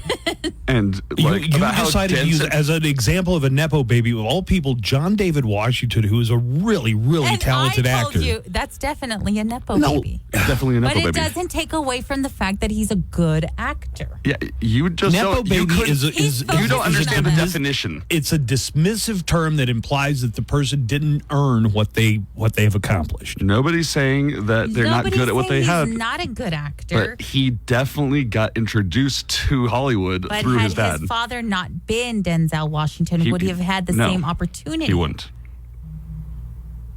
Anyways, a few doors might have been open. I was trying he's to. a great actor. I think one day he'll be an Academy Award winner, just like his father. It has nothing to do with being All a nepo baby, though. It has nothing to do with being a nepo. Then why do you have to? Why do you have to say it like a derogatory term? What are you? Why are you taking it as a derogatory Why term? are you taking it so personally? Hey, I was going to let everybody know where I'm going to be this weekend. Where are you going to be? I've got. If you'd gotten into the pharmaceutical I got two business, great you would have been a nepo baby. Do you agree? Why do we only count it as a nepo baby if it's in the world of entertainment? Like if somebody takes over their dad's car dealership, why aren't they called a They nepo are called baby? nepo babies. Later on, we're going to do a deep dive into why you're taking this very personal. I am? Yes. I don't know. It's kind of insulting. It's not. Interesting. It's not insulting. It's just the definition of nepo. I'm as far as a nepo person as possible. Like, you know, my dad managed a factory and my mom worked at a farm supply company. So, all right. Where are you going to be at this weekend, Boo? I've actually got a really great show I'm hosting with two headlining comedians, really like great stand-up comics. They're two of the best in El Paso. Otis Hicks and Anthony Bettis are going to be performing at Scenics on Friday. I'll be hosting, and that's going to start at 9:30. We're going to do that 9:30 to 10:30. That's not the open mic? The open mic will start after the show. So I'm going to be hosting for two of the best up-and-coming comedians probably in El Paso right now. I Otis can Hicks. confirm that they are both very, very good comics. Yeah, they're just amazing. Like 10 out of 10 stars. Anthony's been in comedy longer than you have, though, hasn't he? Anthony Bettis is the most senior comedian in El Paso right now? Right, yeah. He's been doing it since Since 2008. Patrick Candelaria passed away, probably. I mean, Patrick goes back to the old days. Oh, yeah. But even then, he probably has more credits than Patrick did. Okay. So they're gonna be professional comedians followed by the open mic Friday at Scenics. That's true. And so I'll be hosting anybody who wants to see my stand-up or see some of the best stand-up in town. That's the place to do it. Do you want to hear some of these calls? People are calling in, raining on the parade of earlier callers who said they were really inspired by some of the speeches last night at the Democratic National Convention. Is it fair that I hear the retort from people who were triggered by it? One guy called a dozen times. Same guy. One guy. Mm-hmm. Hey, real quick, I just listened to your show this morning. You had a neckline caller call in and say, well, you know, after listening to Stevie Wonder, after listening to after listening to all these superstars come up and talk about Harris, yeah, I'm convinced there's no way I'm going to vote for Trump. And that's the point. The point is, you take your advice from movie stars. You take your from Hollywood types. Okay, you had the Hulk. You had Hulk Hogan rip his shirt off to introduce Donald Trump on stage. I don't think you get any kind of high ground here. How about Kamala? When are we going to hear from Kamala Harris? When are we going to hear from her? You're hearing from all these other morons tonight. I don't know if I would call Stevie Wonder a moron. I don't know if I'd call Oprah Winfrey a moron. She's a self-made billionaire. When are we going to hear from Kamala Harris? Tonight. By the way, one of the stories they have in the paper is all about Veronica Escobar, our congresswoman that represents El Paso, is going to be, let's see, she is presiding tonight when Vice President Kamala Harris is scheduled to formally accept the party's nomination. There's your answer. Kamala is going to speak tonight. Veronica, who, by the way, Veronica was one of the very first people I ever met in El Paso. Like when I moved here in 92. Was she in radio? No. In fact, I met her we used to go around to different bars, and bungee jumping was a huge thing to set up at bars. Oh, that sounds scary. Now, she didn't bungee jump, and I didn't bungee jump, but I don't know. I met her at one of these events, and we became friends. Anyway, Veronica, and I don't know what it means, she'll preside over the gathering. Is somebody kind of like the MC for the night? Escobar, who's seeking a fourth term, said she is very excited about her role tonight at the DNC. Hey, but listen, claiming well, these celebrity idiots. You guys had a Hulk Hogan. I know. Who basically looked like what Donald Trump would look like now if he didn't wear makeup and took steroids, I think. You got an email right now that was kind of interesting from Derek Terry, but I didn't get it. That's why I'm even more interested. Because he said, isn't everyone kind of a nepo hire? It's who you know that gets you in the front door. Nico is the biggest nepo baby I know. Not true. Not true. His parents have not been supportive. Not at true. All. I mean, that's the truth, right? They have tried to dissuade you from this career path at every turn. Yeah. They want you to be a doctor. Yes. True? Very true. Not a secret, right? Not a secret. And I, first of all, Buzz isn't related to me, and nobody who works here is related to me. That's the definition of nepotism. Oh, I'm radio daddy. He's your radio daddy. No, he's not. I'm not going to ever go. Oh, my God. Just one time for me. Radio daddy. Thank you. But, like, I was working as a comic already before I ever, came out here and started hanging out. You have been given a pretty easy ride here, though. Well, while I've been working, but when I was coming on the show for free for freaking 6 years. Is this your form of payback because they made you work for free for so long that you're just like getting it back 30 minutes late at a time? Kind of, I guess, yeah. Morning, Mo Show. Hey, Buzz. Hey, Nico. Hey, Joanna.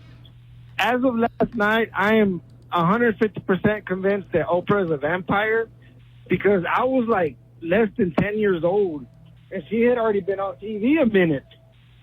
And like she gets better with age. Like she's like reverse.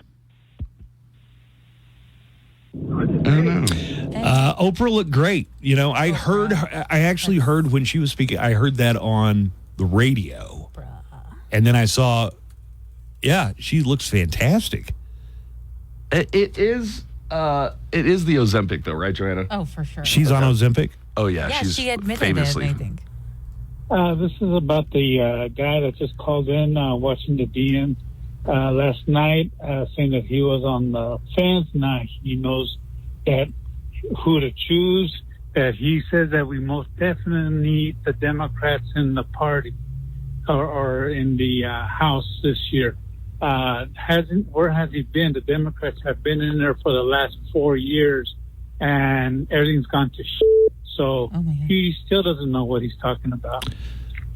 That is a narrative that the country has gone to crap, but really after the pandemic, which Joe Biden, the pandemic was still on when he was elected, the American economy has recovered better than any other economy in the world. We still have the strongest military in the world. And record stock market, record, we have unemployment. financially rebounded after the COVID than any other country in the world. I don't think anything's ever going to be perfect. And also, do you guys remember the Trump years? There was a border crisis going on all the time. There were caravans coming up from Mexico that Trump was taking kids away from their parents, and a Donald deeply Trump un-American move. would send tweets to Kim Jong-un threatening him, insulting him. When he wasn't, I don't know what was worse, when he would insult Kim Jong-un or when he cozied up and said that they were having a bromance or a love affair together. It was 4 years of chaos. It was absolute chaos, and it's just. Yeah, they're trying to portray America now as this like post-apocalyptic world that we're all struggling to. It feels like people are living in two different worlds. Remember, realities. Trump was going to call the military out on protesters. Now, I know that not every protest was 100% violence-free, but a lot of people were out there protesting lawfully, and he wanted to call in the National Guard. I got a theory. If you ask Trump about it, he'll say, I wanted the National Guard in D.C. on January 6th. And Nancy Pelosi controls the National Guard. You know why I think Muriel Bowser, who's the mayor of Washington, D.C., I think they thought in their mind Trump has a plan to turn the National Guard against the Capitol Police. Now I don't know how that sounds to you, but every time Trump says they wouldn't call out the National Guard, I think they were afraid that Trump had some kind of plot in mind where he would order the plot, National you say. Guard to fight and disarm the Capitol Police. Schemes, but as far as everything going to crap, I mean, all of our problems haven't been solved, but I don't think it's fair to say everything's gone to crap. Remotely. The CHIPS Act, finally getting it so that we're making these essential computer parts without having to rely on China. The caps on some prescription drugs has been a huge win. Biden's presidency, I think, is going to be judged as, in the top half of all U.S. presidencies. But here's really, let me see. Yeah, here's really where the MAGA crowd is. Some people were calling in and talking about how heartwarming it was when Tim Walz and his son Gus. His son. Right, heartwarming, So right? heartwarming. This is the MAGA take on it. Another name for Tim dude's son's condition is called retarded. Yeah, dude, I can't own you better than you just owned yourself. I mean, honestly, that's how you represent. That is like a your grown-ass political.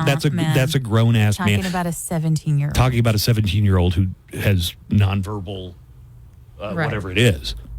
Yeah. You know what? Anything I say about you is not as bad as what you've just revealed about yourself to the entire world. Gross. Congratulations. All right, let's take a break. When we come back, Nico at Jimmy's next with news headlines. Well, the family of Michigan Dean put into jail is now suing the judge. All the details next in news. Find out what's going on. Quirky facts about our region. Urgent things you need to know impacting your drive. And of course, nothing but El Paso's best rock. Oh, it was easy. EasyCater is your all-in-one tech platform for ordering food for work. Start your order at easycater.com. The Buzz Adams Morning Show, Monday through Friday, 5 to 10. KLAQ and KLAQ HD1, El Paso, a Town Square media station.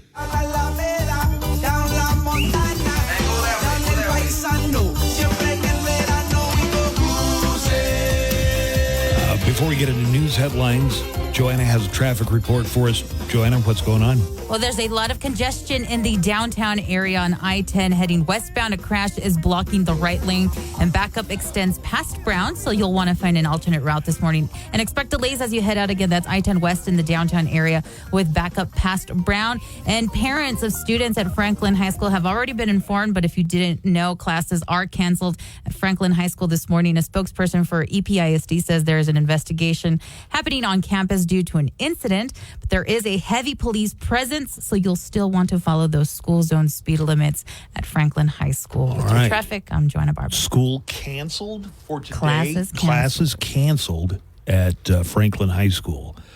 An isolated incident that this just came over. They're not saying what the nature of it is. Maybe Nico can find out more coming up in news. We need to let you know what the Ghost song of the day is. We are honoring the band Ghost with a month, August. August. And every day we play one Ghost song, and when you hear that song, you want to be the 13th caller. You win the daily prize, which is a nice little prize. It's the Ghost movie soundtrack. Yes.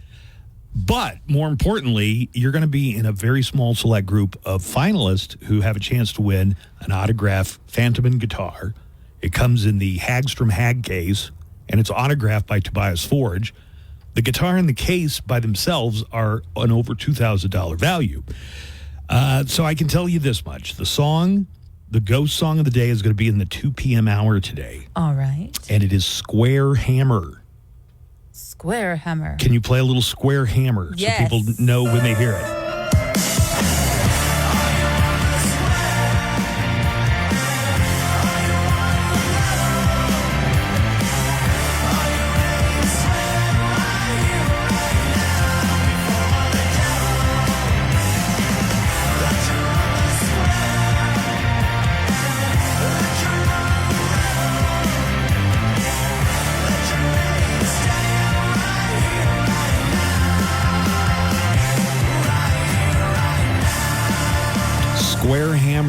will be played in the 2 o'clock hour. Be listening for that. And I want to make sure you've got the right number. Don't call the neck line. Call the studio line. And you want to be calling number 13 when you hear that song. As studio line number is 915-910-4995. That's 910-4995 for the Buzz Adams Morning Show. For the Ghost Song of the Day. and for the Buzz Adams Morning Show, I guess. Let's get to our news. Oh, hell yeah. Oh, yeah. Good morning. It's nice to see you all again. Oh, my. Nico, if you don't have an update, I did just get something from EPISD via email. I can just repeat that, but there's not a lot of new information. Well, one is dead at Franklin. No other information. Wait, somebody's dead? There was an officer-involved shooting, apparently. An isolated, here's what the EPISD is officially saying. An isolated incident at Franklin High School has resulted in classes being canceled at Franklin High School today, Thursday, August 22nd. All other EPISD campuses remain open and resume a regular schedule. Student safety and security is always our top priority. EPISD says they'll share more information if it becomes available, but you have it from good sources that there was an officer-involved shooting? Yes. And one dead. Mm-hmm. Okay. All right. What else is going on in the news today? Yeah, absolutely. Well, how about we talk more El Paso stories then? Sure. TxDOT is going to be closing part of I-10 East. That is at Red Road in West El Paso today. It's going to be from 9 tonight to 5 a.m. So just plan your night routes, I guess. That stretch of road is a nightmare. I know right now it's just the worst. They've got it down to one lane. They don't have exits at they don't have an exit at Red. They don't have an exit at Artcraft. I mean, within the past few days, that might have changed, but I avoid that area of I-10 altogether if I can. And in other news, health news for El Paso, following a national trend, syphilis cases in El Paso have been growing exponentially from 297 cases in 2019 to almost 1,000 in 2023. Aren't there treatments for syphilis? Yeah. I mean, it used to be like a real killer back in the Middle Ages. Yeah, it's not Capone style, and you're not going to get like. I mean, if you let it go untreated, it absolutely can will. Cause like insanity and maybe you death. get neurosyphilis. So when it comes to symptoms, it's usually going to be ulcers in that area. And haven't you had an ulcer recently? Oh, that's a hernia. And not on my gooch or anywhere near it. Okay. And then it's going to spread throughout your body like a rash. But it's going to start in the gooch region, though. It will start in your gooch region. And some people know that by its medical term, the grundle. Yeah. And I'm not saying the gooch or grundle as the specific place of infection. I'm just saying that area for guys and girls to just your genital. I don't know, genitals. Genitals. Thanks. Keep an eye on your genitals. Yeah, keep an eye on your genitals. It's bacterial, and like you said, it could go to your brain and cause you to go crazy. But they can give you a shot and clear easy it up? shot of penicillin still does the job. And El Paso is going to be settling a lawsuit with the Department of Justice after, I guess, the city of El Paso improperly auctioned off 170 soldiers' vehicles. Why? They got repossessed or something? Well, I guess they were they were impounded and then put into auctions. Now, two companies that did that, the impounding, they're being sued as well, that they were contracted by the city of El Paso. That would suck if you're a soldier and you're just like, where's my car? Yeah, but it sounds like it's the kind of thing that could happen to people regardless of whether they're a soldier or not. If your car gets impounded, and, Right. But if they did it improperly, yeah, that sucks. Yeah, they're going to have to settle. All right, in national news, the news continued to spread yesterday that independent presidential candidate Robert F. Kennedy Jr. is considering dropping out of the race and endorsing former President Donald Trump. His running mate, Nicole Shanahan, said on a podcast at the start of the week that discussions between her and RFK were happening, and yesterday 2 sources told NBC News that the idea has progressed from talks to plans. The expectation is that RFK Jr. will announce his decision by the end of the week. When asked at a campaign stop yesterday in North Carolina if Donald Trump was promising a cabinet position to RFK,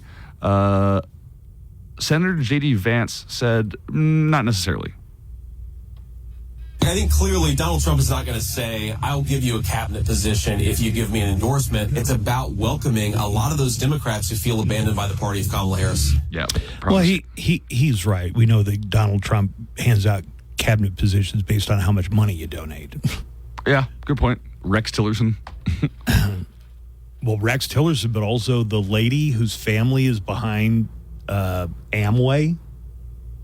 Betsy DeVos, the DeVos family, basically were the titans of pyramid schemes. Yes, and is she true. donated enough money that she got to be Secretary of Education for 4 years. I don't think RFK Jr. represents any disaffected Democrats. And I think it's very telling that he's willing to flip-flop by asking Kamala Harris to campaign, hey, I'll endorse you if you give me a cabinet position.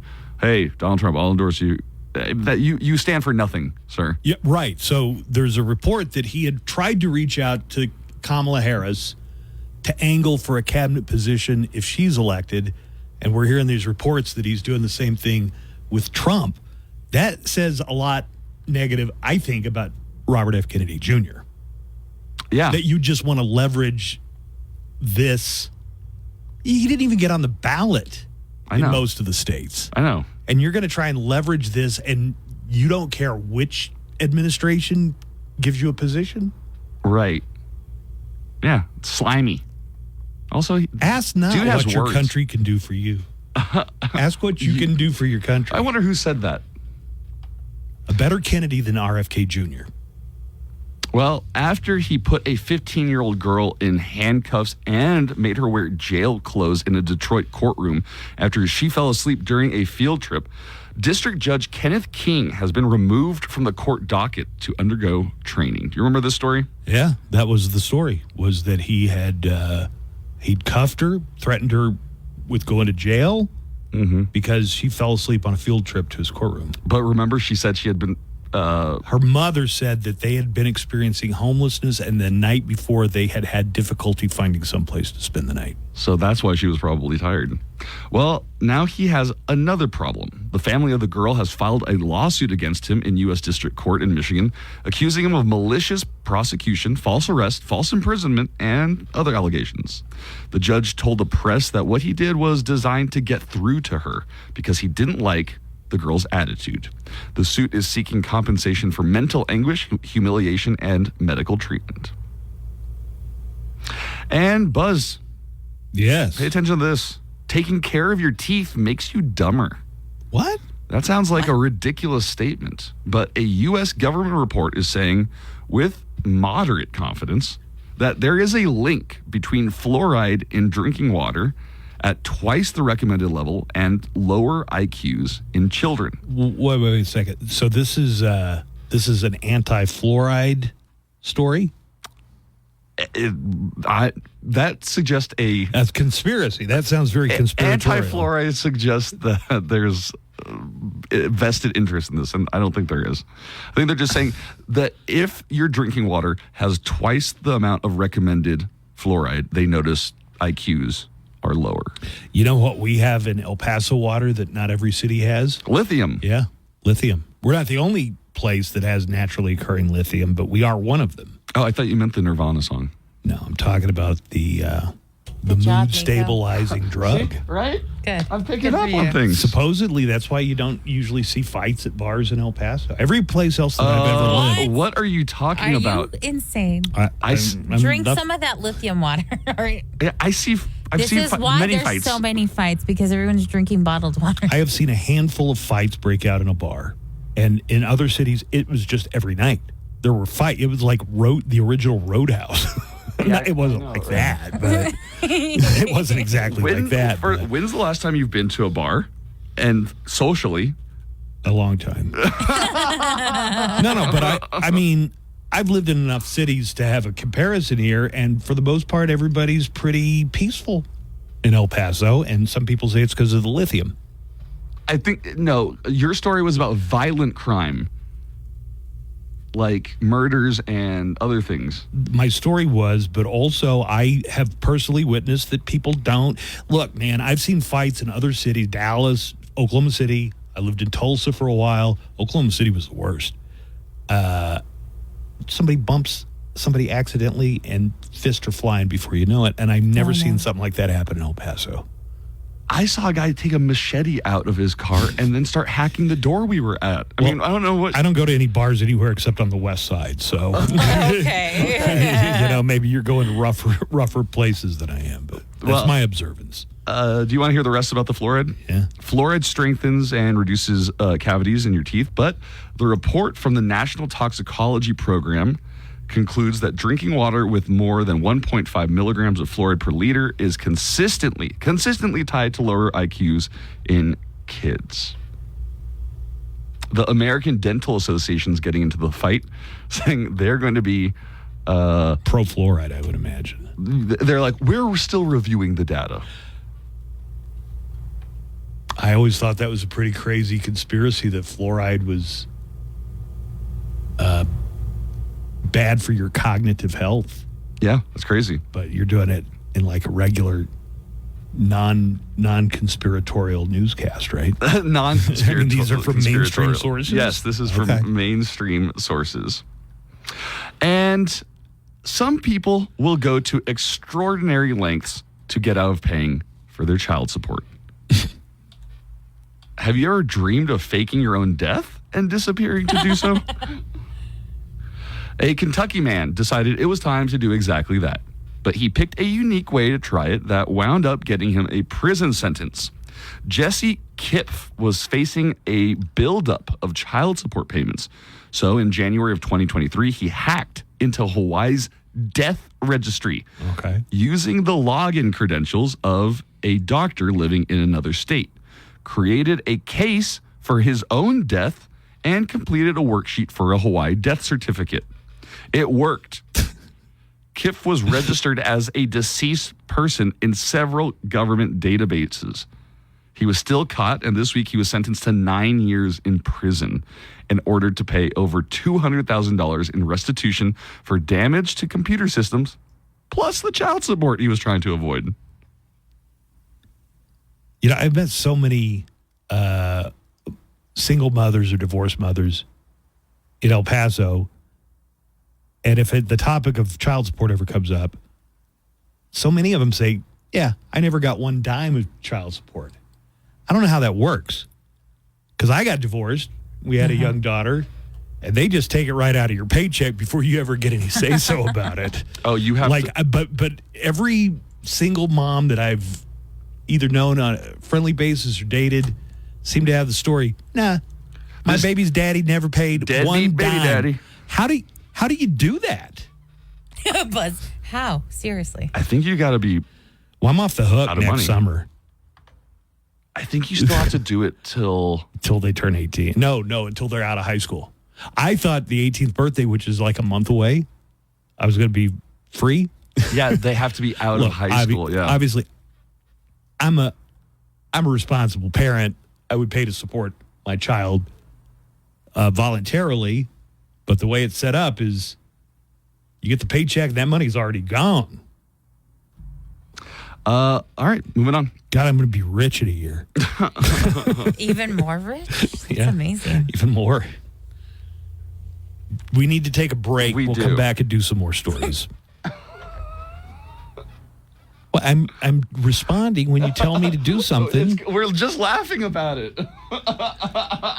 Let's check Late Night Roundup. This is something Joanna does because she shows up early for work, Nico, and puts together the Late Night Roundup of highlights and funniest moments from late night television. Here we go. The world's oldest known living person has died in Spain at the age of 117. Guys, always test your cocaine. According to a new survey, 36% of dog owners said that their pet acts as a psychologist, mostly because their cat won't accept their insurance. Hey, it's Chuck, your host for Loudwire Nights. Tonight at 7, we will rock the borderland with the best rock ever made and the best rock being made. Special guests, birthday and anniversary celebrations, and every night at 10... More with yours. Compensated for their participation. Cards issued by J.P. Morgan Chase Bank and a member FDIC. Subject to credit approval. Terms apply. Oh, guess who this is? Buzz Adams and the KLAQ Morning Show. You must be the greatest radio show host ever. Buzz is back.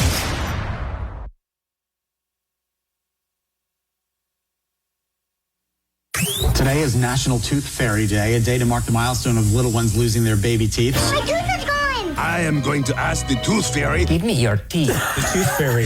You are hereby ordered to serve time as a tooth fairy. You can't handle the tooth. Who are you? I'm the Tooth Fairy. We're gonna see the Tooth Fairy tonight. Happy National Tooth Fairy Day. This day is celebrated on August 22nd of every year, and for some reason also on February 28th of every year. That's because the American Dental Association recommends that people get their teeth cleaned every 6 months. But not with fluoride or you'll get dumb. The American Dental Association says they are monitoring that research to find out if it's true.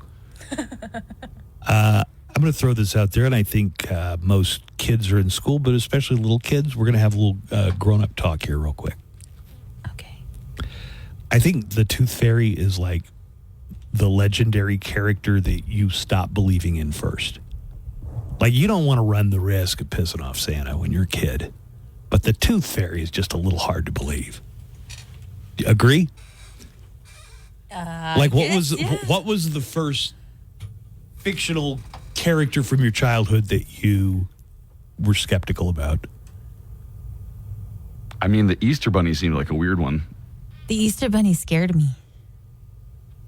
Like, does he have hands? How does he make the baskets? Why is he so big? Yeah. I mean, if you Bunnies piss off the shouldn't get that Tooth Is Fairy, it like the Cadbury Egg Bunny? If the Tooth Fairy turns out to be real, I mean, how much were you really going to get out of that guy anyway, or girl? I don't know if the Tooth Fairy is a guy or a woman. You know, what do they leave you, a buck or two? The Tooth Fairy was a mouse in my house. The Tooth Fairy was a mouse? Yeah, they always told me it was a mouse. Had you ever heard of anybody else who had that tradition? No. I mean, But then after a while, you're only going to lose a certain number of teeth, and you're only going to get a buck or so. Other people were like, "Oh, the Tooth Fairy left me this," and then I'm like, "What the hell's the Tooth Fairy? I've got a tooth mouse." Ew, that'd be even more unhygienic. And then I had a lot of questions for my parents. Yeah. I mean, the Tooth Fairy alone is pretty unhygienic. I mean, she's taking teeth. They have plastic. Who else's teeth is she mixing up with mine? Right. What does Did she she wash doing? her hands? What does she do with the teeth? Why are you collecting teeth like a serial killer?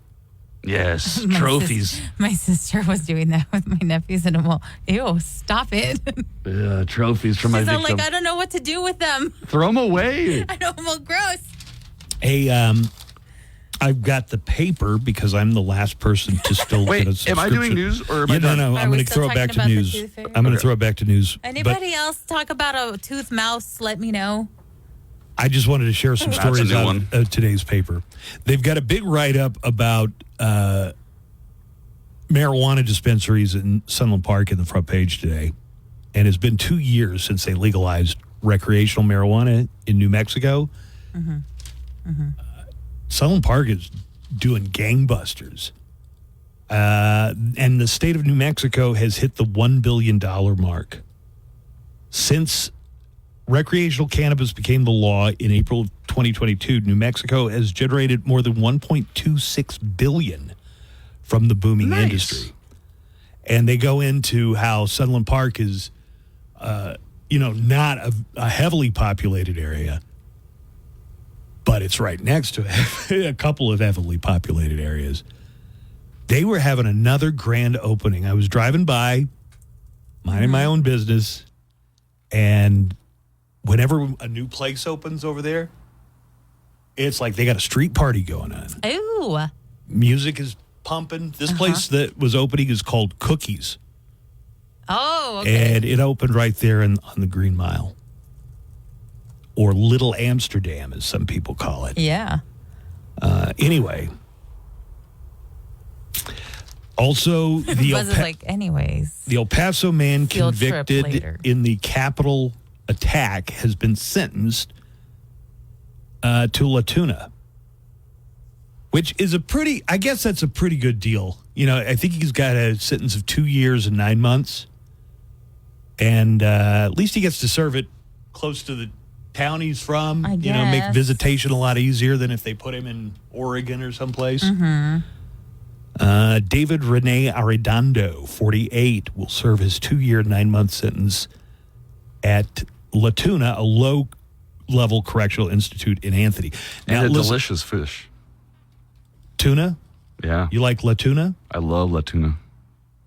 I don't know nothing about prisons, but what I've heard from people who say is that you could do a lot worse than La Tuna. Mm-hmm.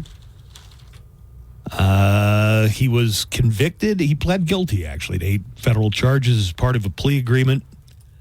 Civil disorder, assaulting, resisting, or impeding certain officers, and going into the Capitol to try and stop the certification of Joe Biden's electoral win. During the riot, Arredondo pushed a bike rack fence against Capitol police officers who were trying to keep the mob, yes, they're a mob, from entering the Capitol.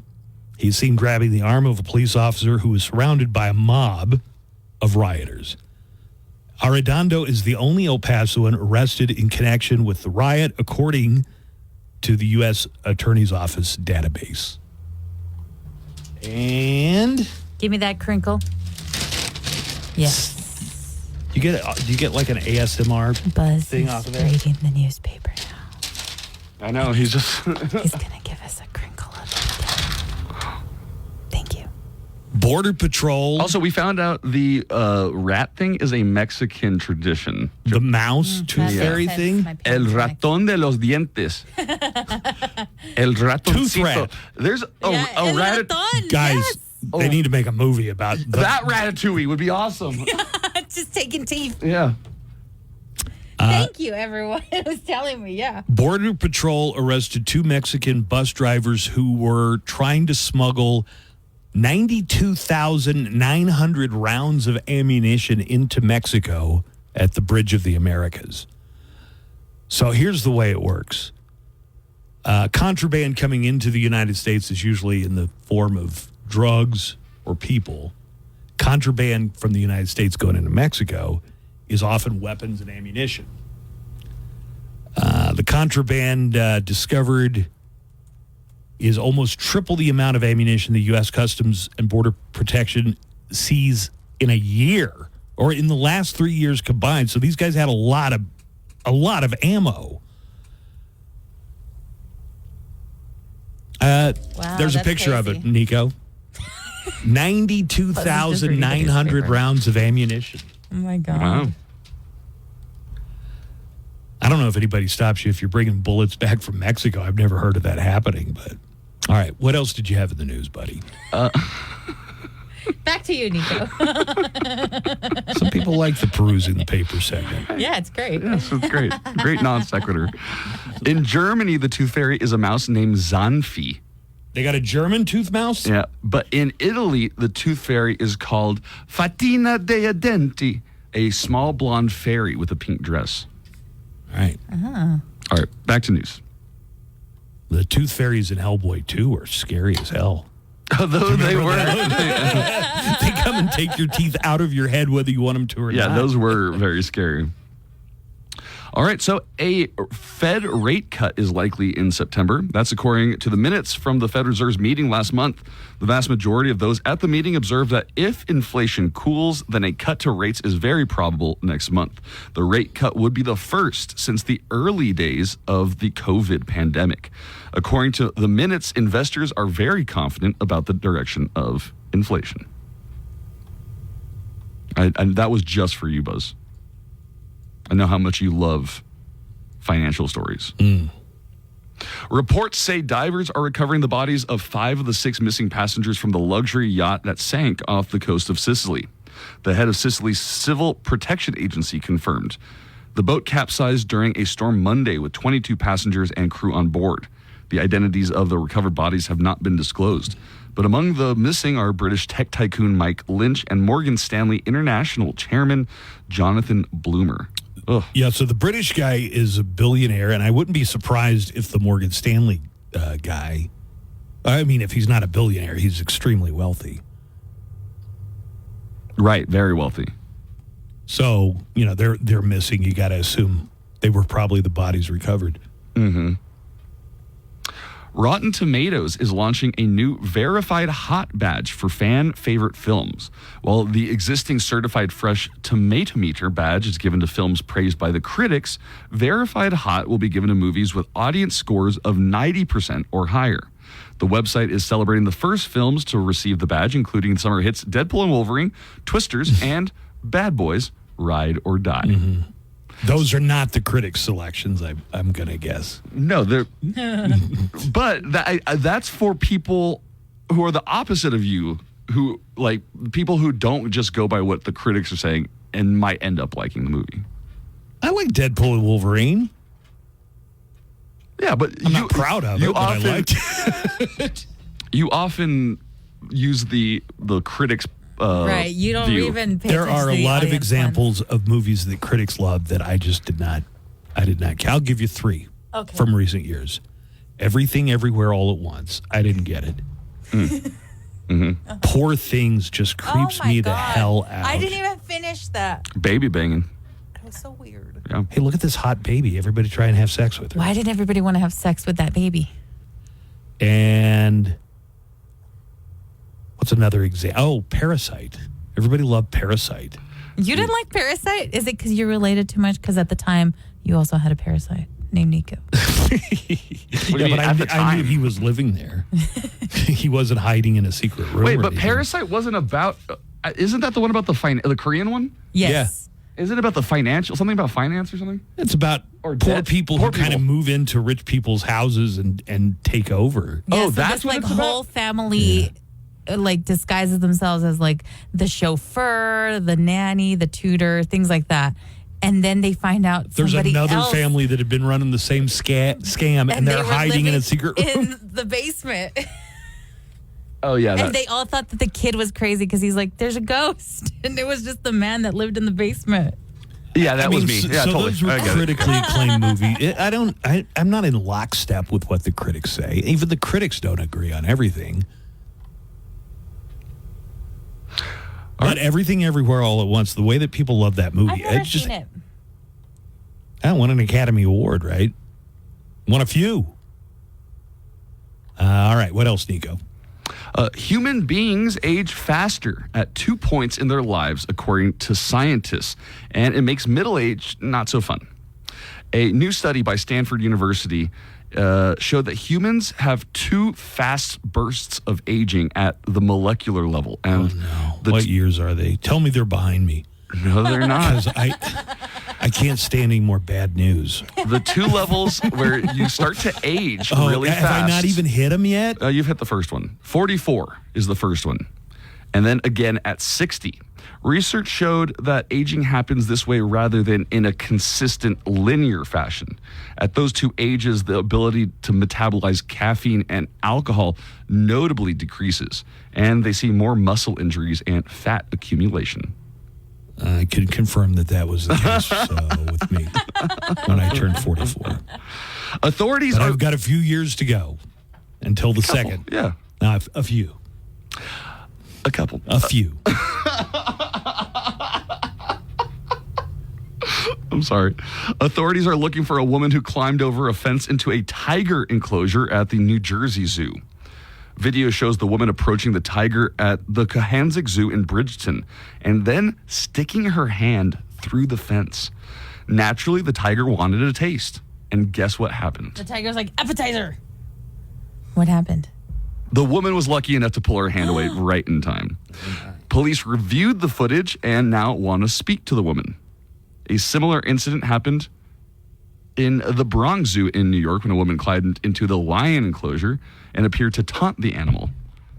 And another one happened here in El Paso. With the hot Cheetos? With the hot Cheeto. Don't try and touch the animals at a zoo. Don't. Do they have any at all? Unless it's a petting zoo, I guess. Yeah. And finally, a Florida native. Okay, I can't get through this story. What? Okay. Do you need the Florida Man theme song? Yeah, let's get a Florida Man theme song going. I don't have it. Okay, never mind. A Florida native tried to smuggle a gold-plated gun into Australia and have found themselves in hot water. Oh. Okay. Liana Goodson tried to say she didn't remember packing the weapon. So she didn't take it in her carry-on? I guess not. You can transport a gun. Not into Australia. Maybe not into Australia, but in the United States, you can as long as you check cannot it. check a gun into your luggage in Australia. She says she just didn't remember packing, but they looked up her Google search history, and she Googled how to bring gun into Australia. That kind of argues against her just slipping her mind, right? Yes. It gets better, though. In case you don't know, the Aussies have a very tight clamp on guns. So this was they had a huge buyback program. Well, they had a huge shooting right in Australia, and they pretty much unanimously across the board became a no-gun country almost overnight. So this was a huge mistake on her part. Okay, but it gets better. Okay. Goodson, who also brought a cat spine, squirrel feet, and rabbit urine with them, was headed to Clown College in Sydney to study there. She was on her way to Clown College? Yeah. Did you say a cat spine? A taxidermied cat spine. Squirrel feet. And rabbit urine. What? And a gold-plated gun. Yes, on her way to Clown College in Sydney. Yeah. Cue the music. She sounds like a lady with a dream. A dream to be the weirdest clown in the history of Australia. No, it gets better. No way. When she pled guilty in court in front of the judge, Liliana... Did she show up in costume? She did a backflip. She was like, I learned this. Did a backflip. Okay. Goodson... Nico. Goodson has since failed to get into clown school. Oh, no. You know, it's one thing. Hey, listen. It's one thing not to get into Harvard or Penn State or something, but when you can't get into Clown College. Sydney Clown College. So she's eyeing a career in acting. She's pivoting now. With the news, Nico. Great about that story. All right, thank you. Let's take a break. We're going to come back here in just a few minutes. Much more of the Buzz Adams Morning Show, including a true crime report ahead, and we'll let you know what the ghost song of the day is going to be and what hour it's going to be played in. And I've got tickets for Sunday's concert with Lamb of God and Mastodon, special guest Carrie King of Slayer, and Malevolence. That is Sunday night at the County Coliseum. We have ticket giveaways today and tomorrow morning on the Buzz Adams Morning Show. Coming up after the Buzz Adams Morning Show, Glenn Garza and Daniel Paulus. Williams Store. Some exclusions apply. See store for details. Live from the KLAQ studios, the Buzz Adams Morning Show. Courtesy of Glasheen, Vyas, and Inderman Personal Injury Lawyers at GVILaw.com.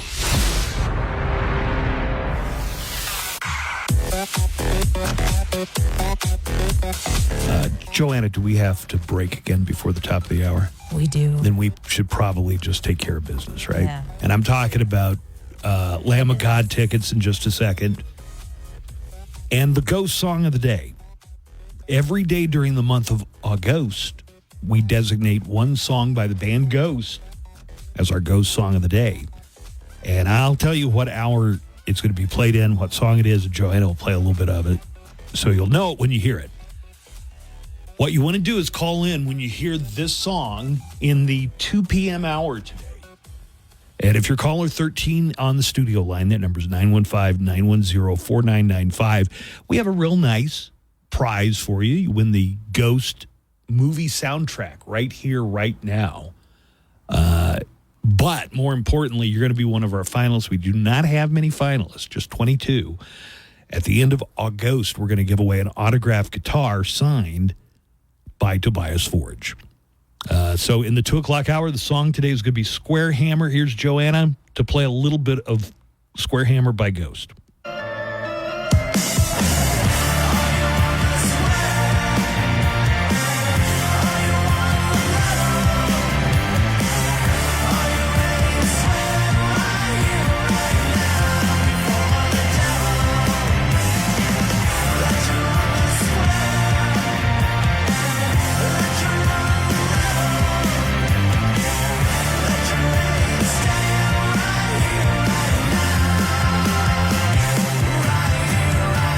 2 o'clock hour, you're going to hear Square Hammer from Ghost. Caller 13 wins the daily prize, the movie soundtrack, and you will have a 1 in 22 chance of winning the autographed Phantom and guitar from Hagstrom, courtesy of Concord Records. Joanna, there's one topic that came up on the show that we have gotten the most phone calls about. Oh, the piano man at the gay bar? See?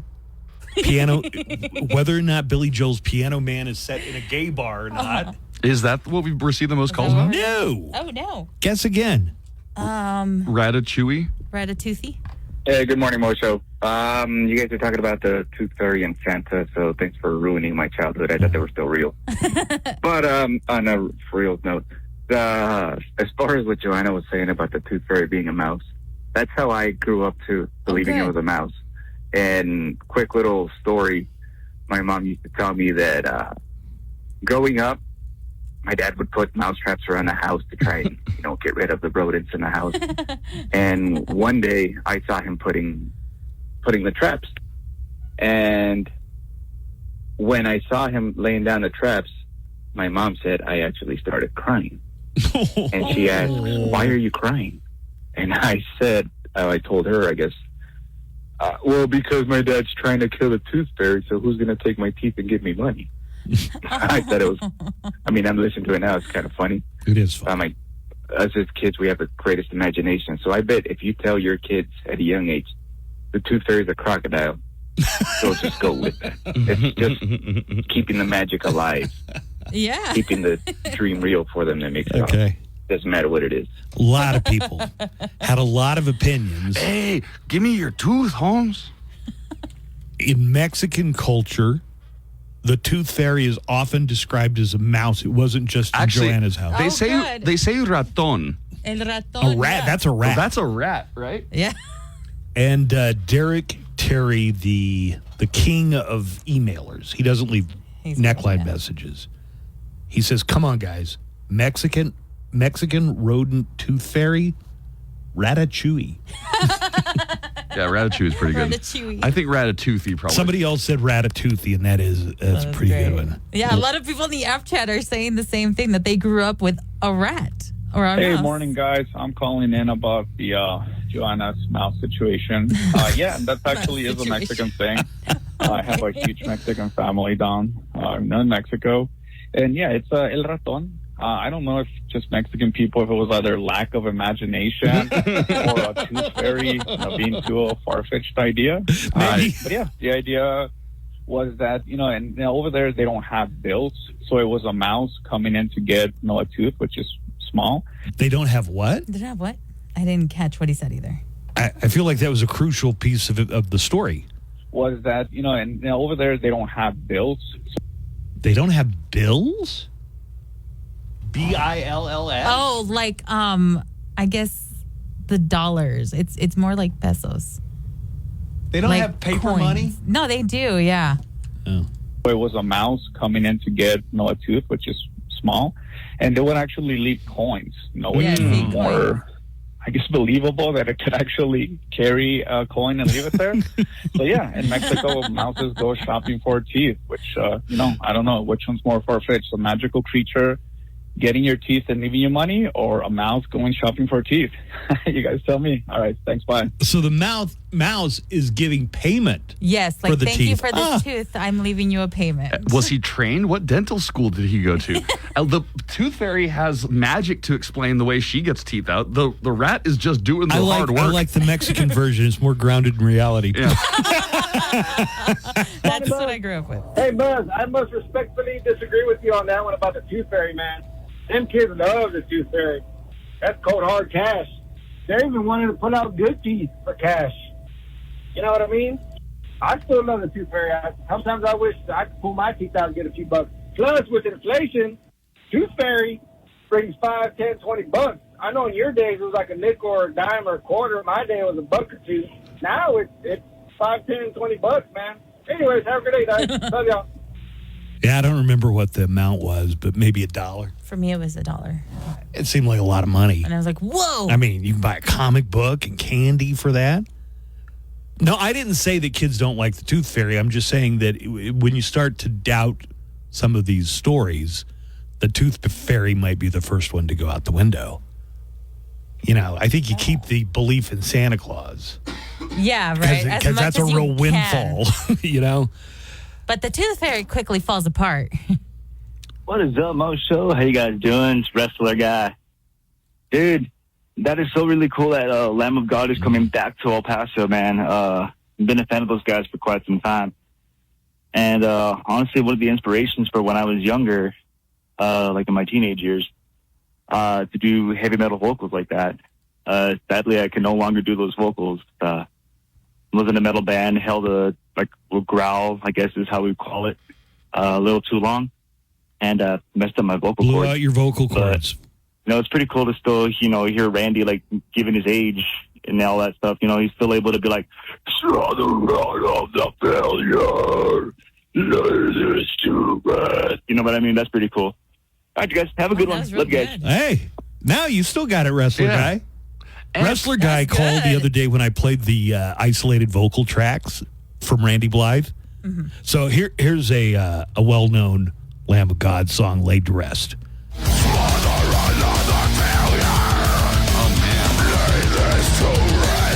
Here is the isolated vocal.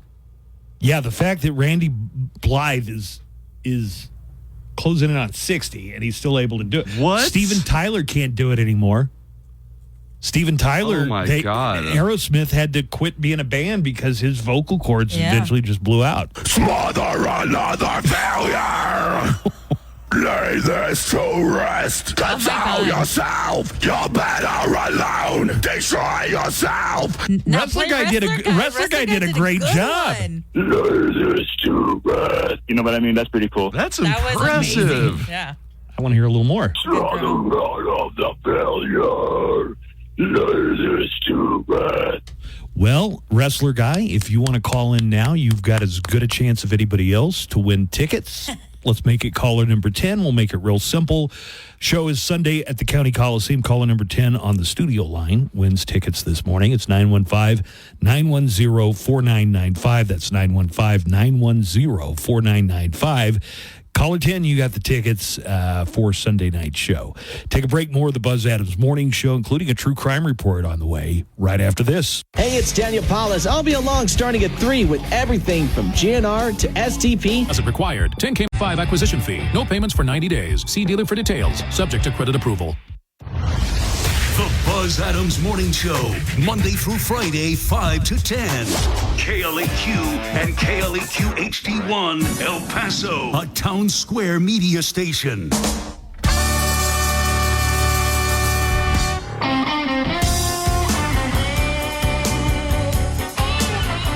Tooth Fairy stories continue to roll in.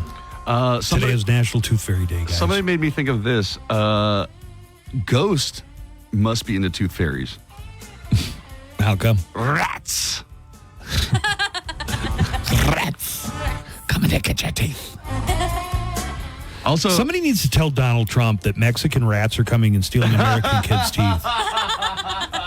I haven't heard him They're bring it up sending once. all the worst, all the rats. They're not sending their good mice like Stuart Little or Ratatouille. They're sending very, very bad rats. Murders. And they're stealing America. They steal Americans' teeth. That was real good, yeah. Here's another story. So you were talking about the tooth fairy and kids stopping believing in it. My son, 8 years old, lost a tooth recently and tried playing some tricks on us, like hit it for a few days to see if we wouldn't figure it out and stuff like that. And so my wife told him that the tooth fairy was still real. But then we decided, okay, let's take him out to dinner and tell him the truth about it. And so we sat him down and we were like, son, and my mom and my wife says, I'm the tooth fairy, so I'm the one that takes care of it for you. And he's like, oh, that makes sense. But how do you visit all the other kids at night, too? Because there are so many kids that have teeth. So he thought that she was, like, the only tooth fairy, and that's how it's working out. So he still believes in it, and he thinks it's his mom. Right. Adorable. She leaves at night to travel the world by magic. And his concern is, how do you get all the other kids? Aww. His concern would be, is that money out of our pocket? Or is that magic money? How does that happen? That's the sound of the police. That's the sound of the beast. It is time for our True Crime Report. Actual crime stories from around the world, across the nation. Stop breaking the law! Oh! We have a lot of stories today to get to, so let's just jump right into it. And some of these have audio, too. A 55-year-old Florida man has been arrested for impersonating a pizzeria. 55-year-old Jose Marti Alvarez is facing a felony charge after he was caught impersonating a pizzeria. It was a bizarre scheme. Yeah, how do you impersonate a business? Okay, according to the Florida News, he would go to hotels and distribute fake flyers, pretending to be a real pizzeria that actually existed. Only the flyers would have his number, so he would take the orders, make the pizzas, and deliver them. But they were fraudulent. Once you open the box, they were cheaply made, bad pizzas. No pizzas? Now, there was something in there. In fact, the owner of the actual place said that he'd heard stories about they open it up and it's just like raw dough. And by the time they figure it out, he's already got the money and take it off. But where is he getting the raw dough from? I guess he's buying the supplies. I mean, that's a cost for any business. That's a... Nico. Well, here is the real owner of Roman's Pizzeria. His name is Jesus Roman, and he is talking about this guy, Jose Marti Alvarez, who was impersonating his restaurant. And listen to how he describes it. Bad, uncooked. Sometimes they said in the box is a piece of raw dough. And they just give it to them, and they just, by the time they realize it, they're done already. When the manager went to confront him in the parking lot, he tried to get away. He almost hit him. Maybe he was selling it as like, no, it's cook your own pizza. This is artisanal. Right. You're supposed to culture your own dough. Yeah. It's part of the raw food movement. That's the pizza. Do you remember on Succession, there was one episode where it was the dad's birthday and his son, played by Cameron from Ferris Bueller's Day Off, gave him a jar of dough. Yeah, it was a sourdough starter. It was a sourdough starter. And he had no idea what to do with it.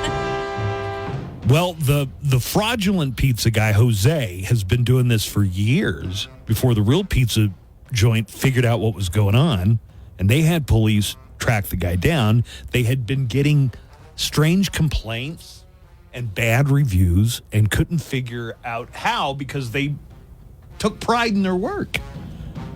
The fraudulent pizza guy, Jose Marti Alvarez, was charged with organized scheme to defraud, along with an aggravated battery charge after hitting a staff member who tried to stop him when he got in his vehicle. A 36-year-old man in South Carolina went into a candy store demanding a refund and pulled a gun on the people working in the candy store. The store in Myrtle Beach is called Sugar Life. They did not want to accept his return. The store says they make their return policy clear.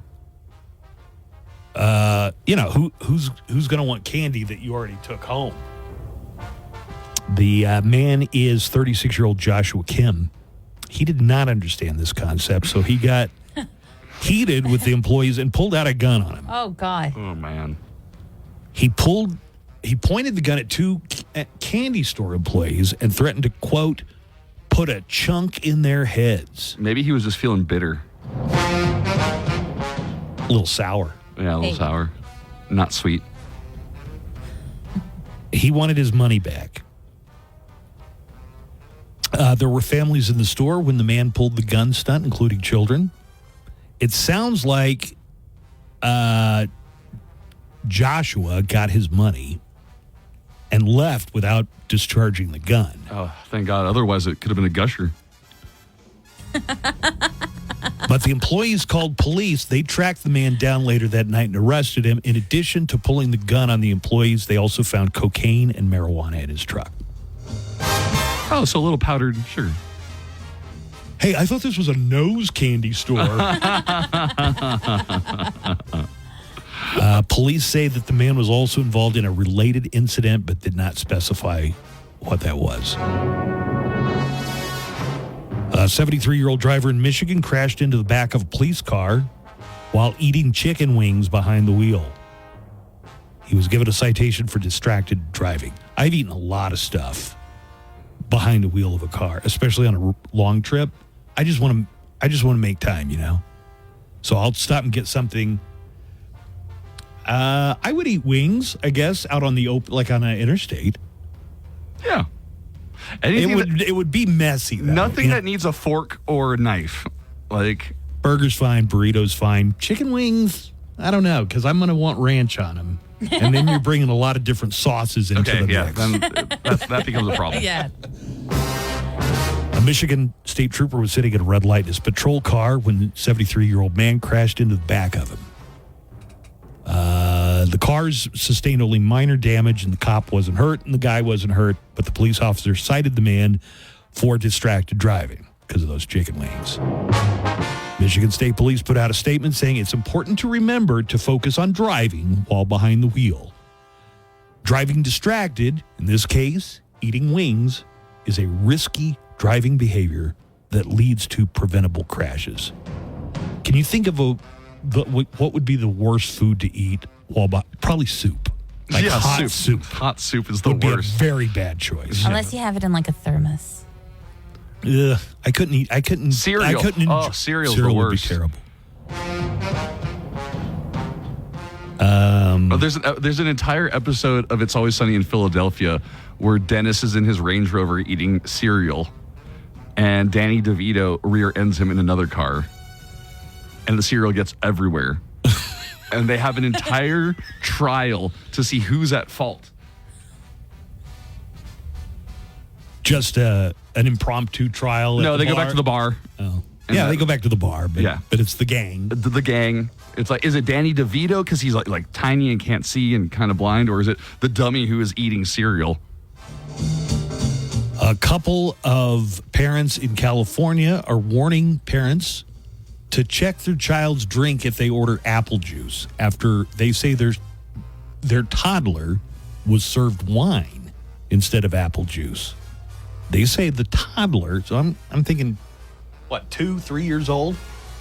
They said the toddler ended up getting very drunk.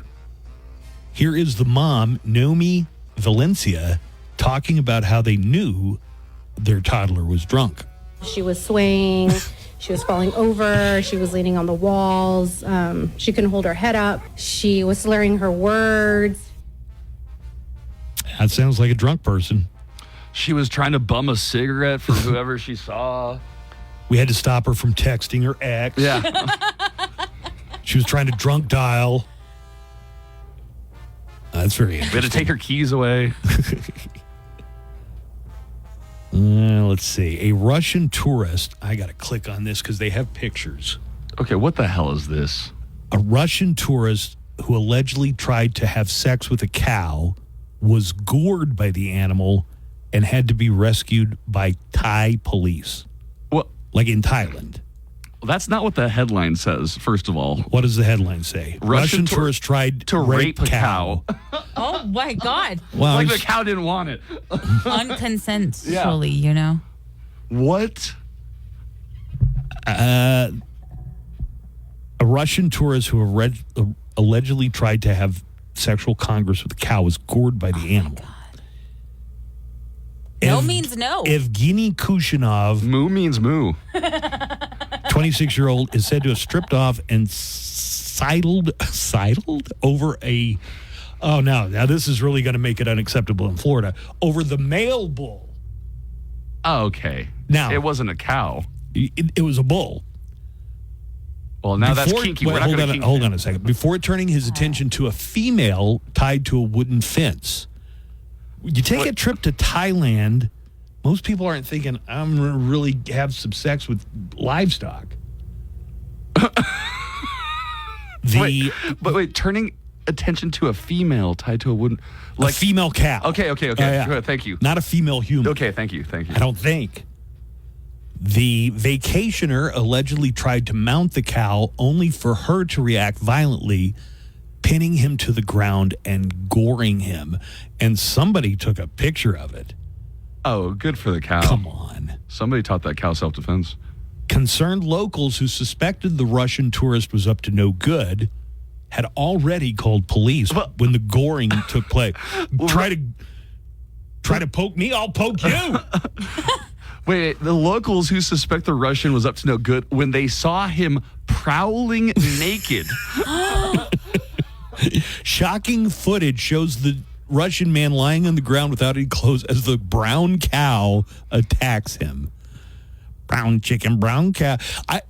I try to keep all of the crime stories kind of like in the United States because they seem to get really crazy. This is when too they come funny, out though.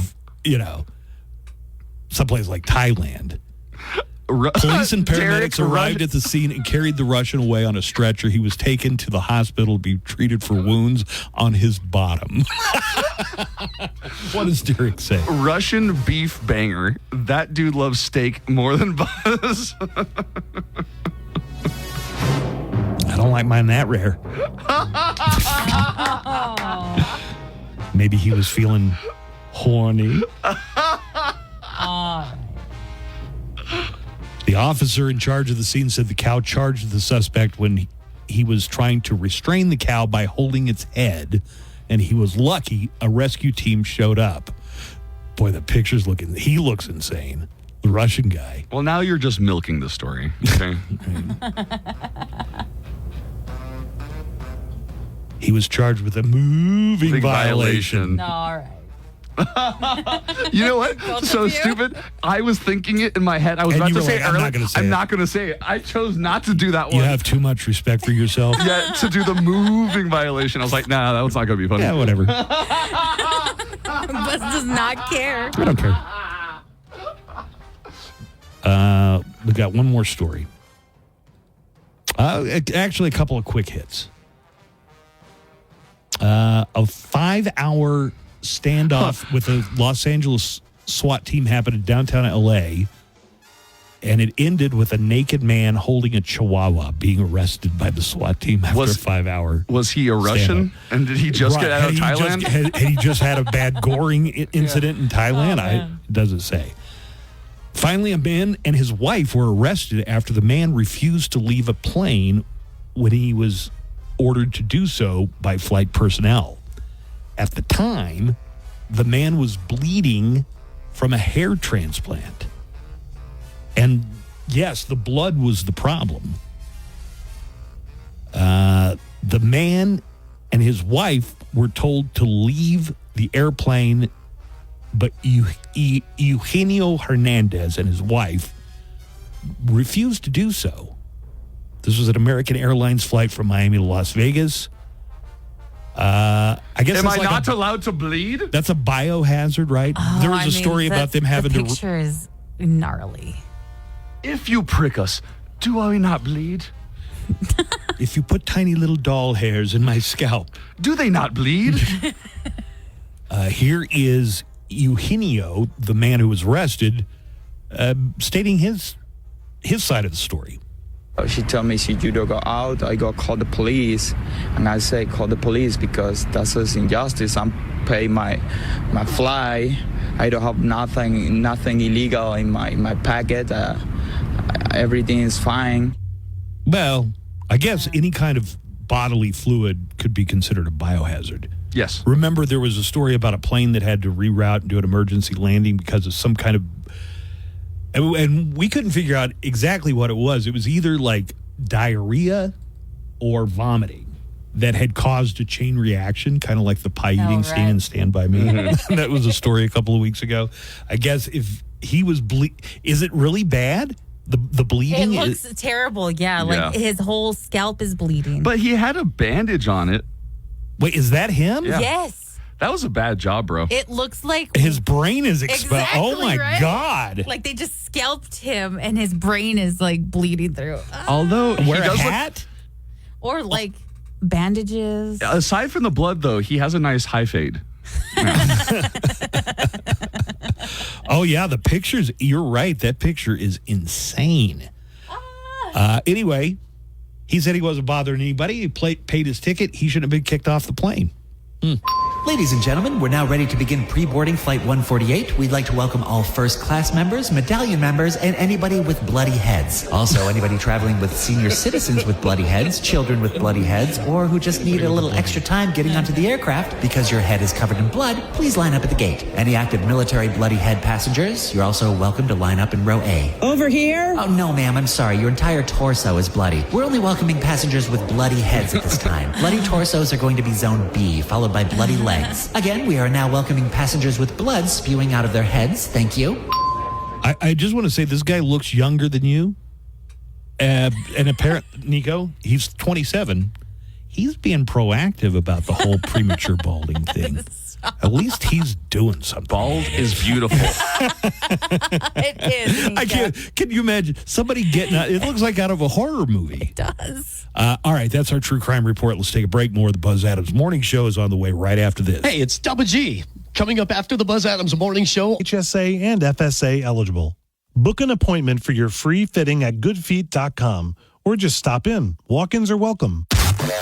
Listen, what else you got to do in the morning? Wake up, El Paso. Good morning show. Buzz Adams is back. 95.5 KLAQ.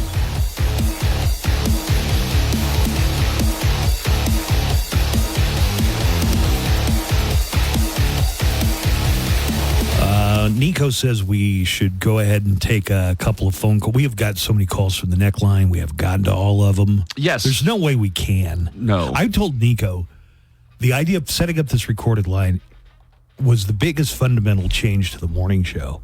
Mm-hmm. You know, we used to get a phone call or two per morning. With the neckline. For live, you mean, yeah. Yeah. Well, that was the only way to call in. Right. This neckline thing. Game we get changer. hundreds of messages. I don't know how and we you try guys and pick keep out up. the best ones. Yeah, it's a continuous process. We're not great. Here's the telephone number to leave a message on the neckline, 844-805-NECK, 844-805-6325. Real quick, I just wanted to go through some of our app chat messages. Yes. Thank you to Mrs. Adjective. I'm not sure if that's... That's for you. I don't know if it is or not. It but, is. Okay. Isn't your Twitter handle... Wait, you know who that is? Well, I don't know them, but they frequently write in, and I've noticed they just changed their name in the app chat. Your name is Nico Adjective on your social. On my socials, NICO. Please follow me, NICO Adjective. Anyways, she says that raton is a mouse. Rata is a rat. Yes, thank you to the 18 other people who told us the same thing. Raton means mouse? Un raton is a mouse, and a rata is a rat. And she's the one that actually went rats. Oh, whoa. Mental Floss, I don't know if it's still a magazine, but it's a website for sure now. Just kind of like random information and infographics and stuff. And they have a really interesting one. for each state in the United States. Okay, Joanna, get this. I saw this exact same article and this infographic, and I was going to make this article. Was it in the... No, I didn't see it in the prep. In the prep? Did you get this from the prep? Yeah. Oh. It was in the prep today. Yeah, no, I didn't see it in the prep. Saw it from something else. Of course, prep happens before the show starts. You're going to have to come up with new material. You know that, right? Joanna liked it. It's going to continue being funny. Okay. Because you're late. As long as you continue to be late, it's going to continue to be funny. Okay. Anyways. Let's tell them what it is. We haven't even said what it is. I was going to make this but the first- after buzz. Oh, okay. I see. It's because Nico finds these things, right? But then if they're not in the prep, Buzz will not accept it. Yeah. But it was in the prep It today, gives it so a little it's happening. extra. It gives it a little extra Because Buzz gravitas. says, we don't want to be too early with these things. What is the most spoken language in your state behind English and Spanish? So English is number one in every state, and Spanish is number two. Mm-hmm. But if you were to go to third, and it's really interesting, and it's not what you would expect. For instance, Texas and Oklahoma, the third most common language spoken is Vietnamese. Oh, interesting. Right. It goes English, Spanish, Vietnamese. Huh. I had not observed that, but I don't get my nails done very often. German. Buzz is like, is that racist or funny? He asked me the same thing. I was like, why can't they be both? German is the third most common language in a lot of states. Yeah. Listen to this. Montana, North Dakota, Wyoming, Idaho, Nebraska, Colorado, Arkansas, Missouri, Kentucky, West Virginia, Wisconsin, and Indiana, and Alabama all have German. Who knew we had so many krauts?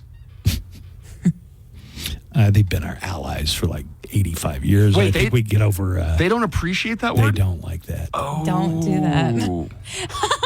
I thought just by taking the sour out, you were making it better. No, that is a slur. Okay. A few other interesting results. New Mexico and Arizona both have the same third most common language. It is Navajo. You're a Navajo. It's good to know that they're still speaking Navajo in case we go to war with the Germans again. And we can have the Navajo code talk. Not again! Not again!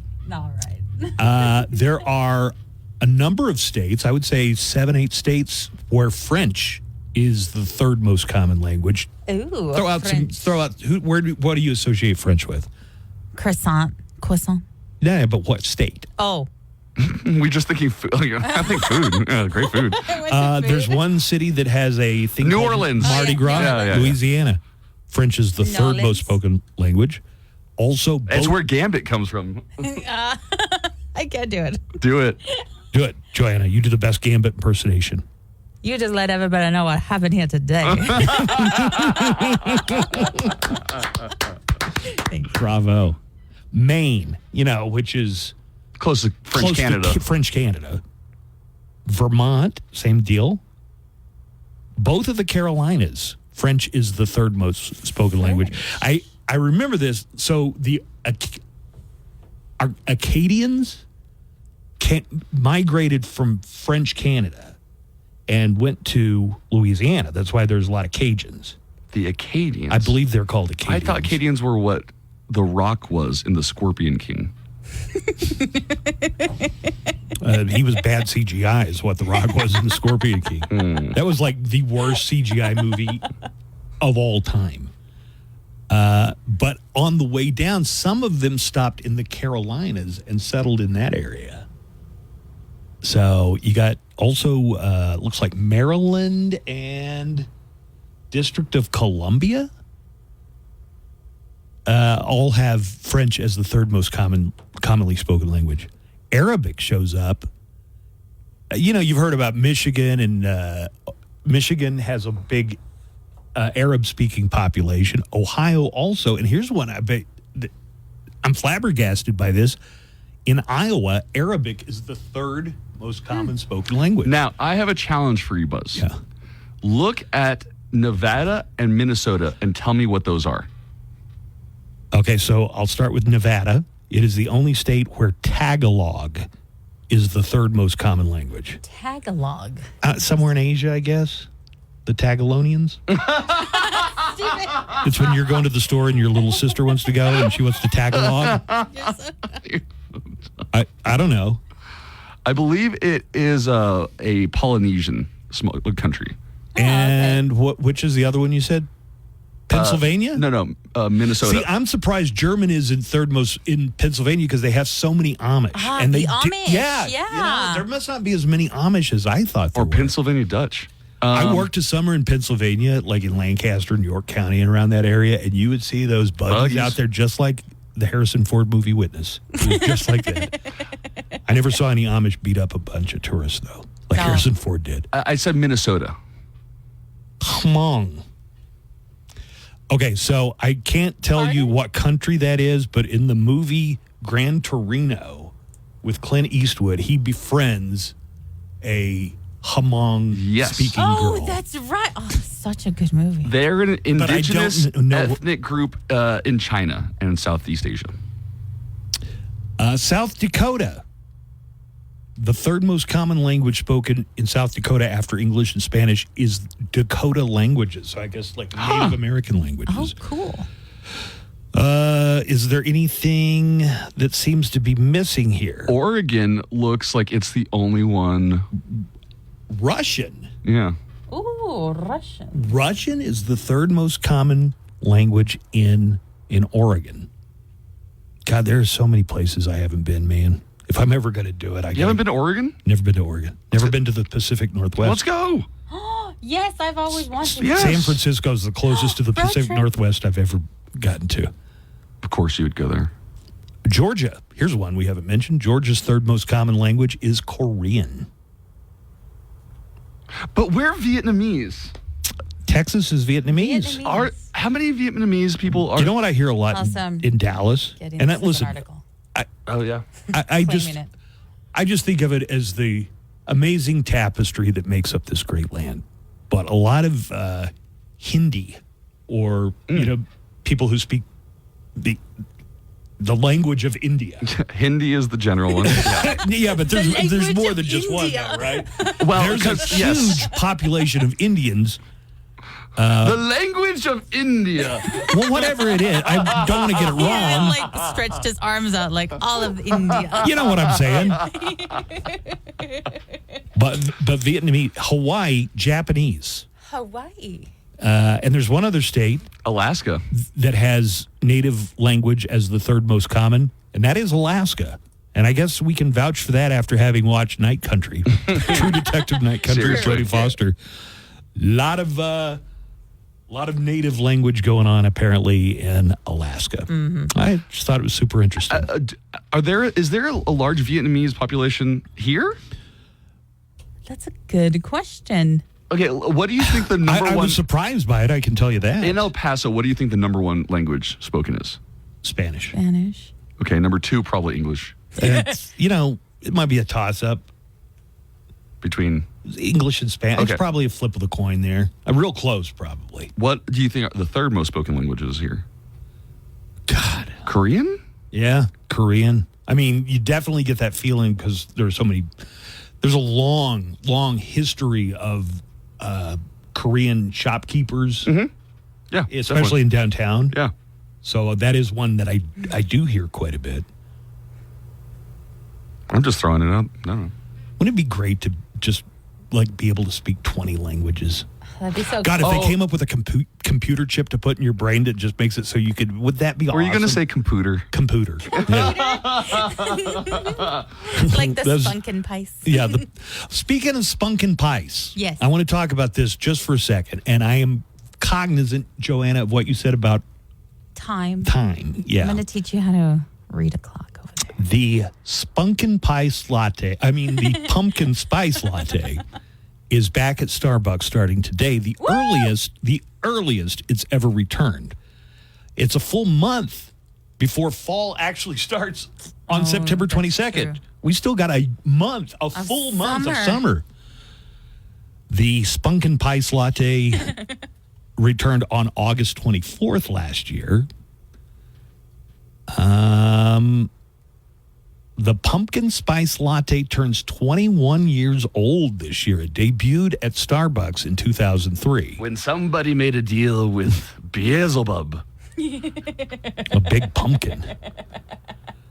Everything else is a returning item, including 2 drinks from last year that you can order through the app, the iced caramel apple cream and iced honey apple almond milk flat white. Okay, this is just getting ridiculous. Just a mouthful. Just give me a already. coffee. Give me this There's a pumpkin rumor that has Starbucks fans excited. The rumor is that 2 more items are coming August 1st. A mummy cookie and an iced pecan crunch Those are latte already out drink. then? You said August 1st. October 1st. I Oh. should have said, if I misspoke, I meant October 1st. A mummy cookie. Somebody says the official language of El Paso is Spanglish. Spanglish. That's not too far from it. Yeah, it's not too far. And yes, I know that the Philippines is where Tagalog is spoken. I did not. It's also spoken in other smaller islands. Where around Nico also mentioned. All right. Anyway, Spunkin' Pice Latte. Let's make that an assignment. If you go to order it today, call it a Spunkin' Pice and just see how they react. And take a video for Buzz. Yeah, take a video. That Send would it be to fun. me.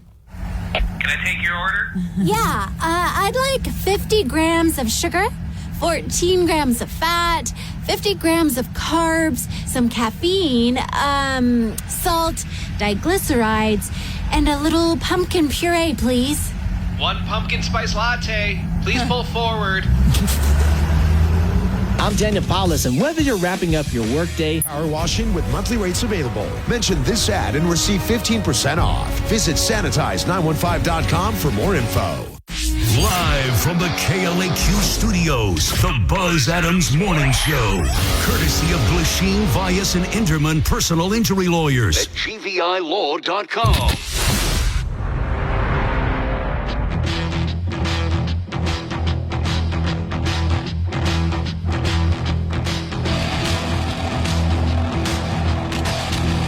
All right, we've got a few minutes to wrap up. I kind of want to circle back on the whole fan theory that the song Piano Man takes place in a gay bar, which Billy Joel himself has responded Well, to. let's be fair. It's probably played in many gay bars. The song is, at least. It's probably played in all kinds of places. It's a great song. Yeah.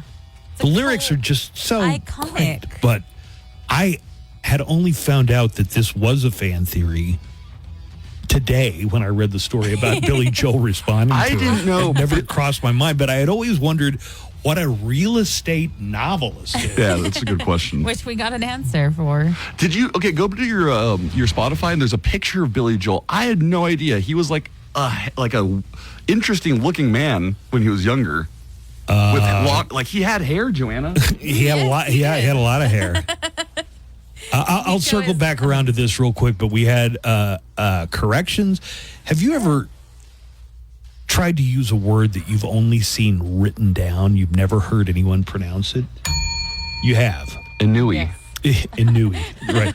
Hey, the French have, Nico one time, just out of the blues, like, the French have a term, maybe you've heard of it, it's called Inui. It's spelled ENNUI. It's ennui. Ennui.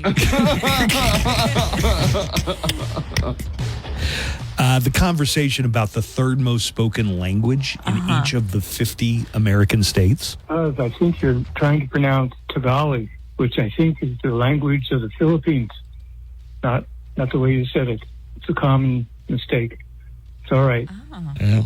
Thanks. Good morning. No, when I get called out like this, Tagalog. Tagalog. Tagalog. I'd only seen it written down. Yeah. Tagalog. You don't know until you try it out. But when somebody calls me out like that on the air, I won't forget. Tagalog. No, he'll correct us. Yeah, now I will, starting today, if I hear anybody say it wrong, I will And he call them will. out on it He will. as if I knew it The all whole along. time. Hey, thanks to the, well, first of all, good morning, Mo Show. Hi. My bad. But thanks to Polite. the current administration we're not careful, in Colorado, the third spoken language, most spoken language will be Venezuelan. Later. That's Spanish. I know. Colorado. What a dummy. What a dummy. Colorado. Spanish is probably the number 2 or maybe even number 1 spoken. There's a lot of Spanish speaking people in Colorado. He was trying to make a dunk. Right. That's kind of a self-own, I think is what the kids call it. So here's the lyric that apparently this has been a fan theory that's been circulating on the internet for a while. I had just never heard of it. The Billy Joel song Piano Man mentions all the customers. All the customers are guys. I don't think I ever realized they were all guys until you pointed it out this morning. Other than the waitress is studying politics, but she's not a customer. Right. She's staff. Here's specifically the line that they bring up. Not this line. Wait. Well, la-di-da-da.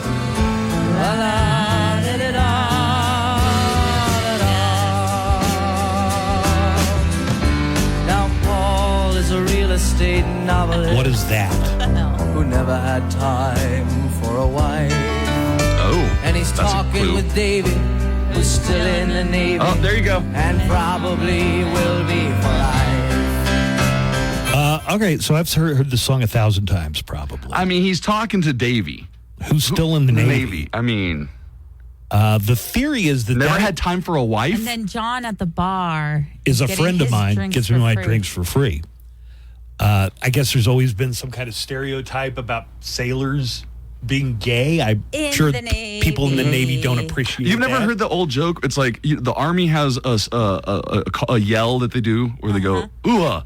Okay. And then the Marines have their own, which is like, hoorah.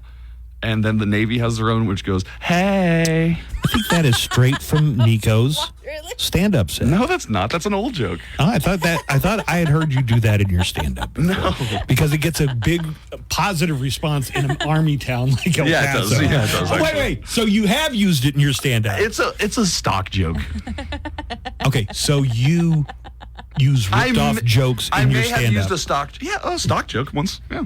Okay.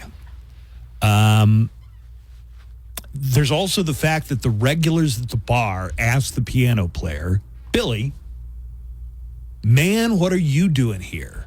As if he's out of place because it's a gay bar and he's straight. Well, Billy Joel has heard of this take, and he says it's very funny. Billy Joel also says, I see how it could be taken that way. But as far as Paul not having a wife, Billy says his intention was he was too busy writing his novel. So the lyric is real estate novelist, and that's the big mystery to me. What is a real estate novelist? Is it somebody who writes novels about real estate, or is it a realtor who writes novels in their spare time? It turns out it's that one. Yeah. Yeah, I guess that's the one. Also, somebody had a call kind of related to this. Another song theory. Hey, good morning show. I was just listening about reading into songs, and I have a little theory about Elvis Presley, which is nothing against him, but I think he was gay, kind of closet case.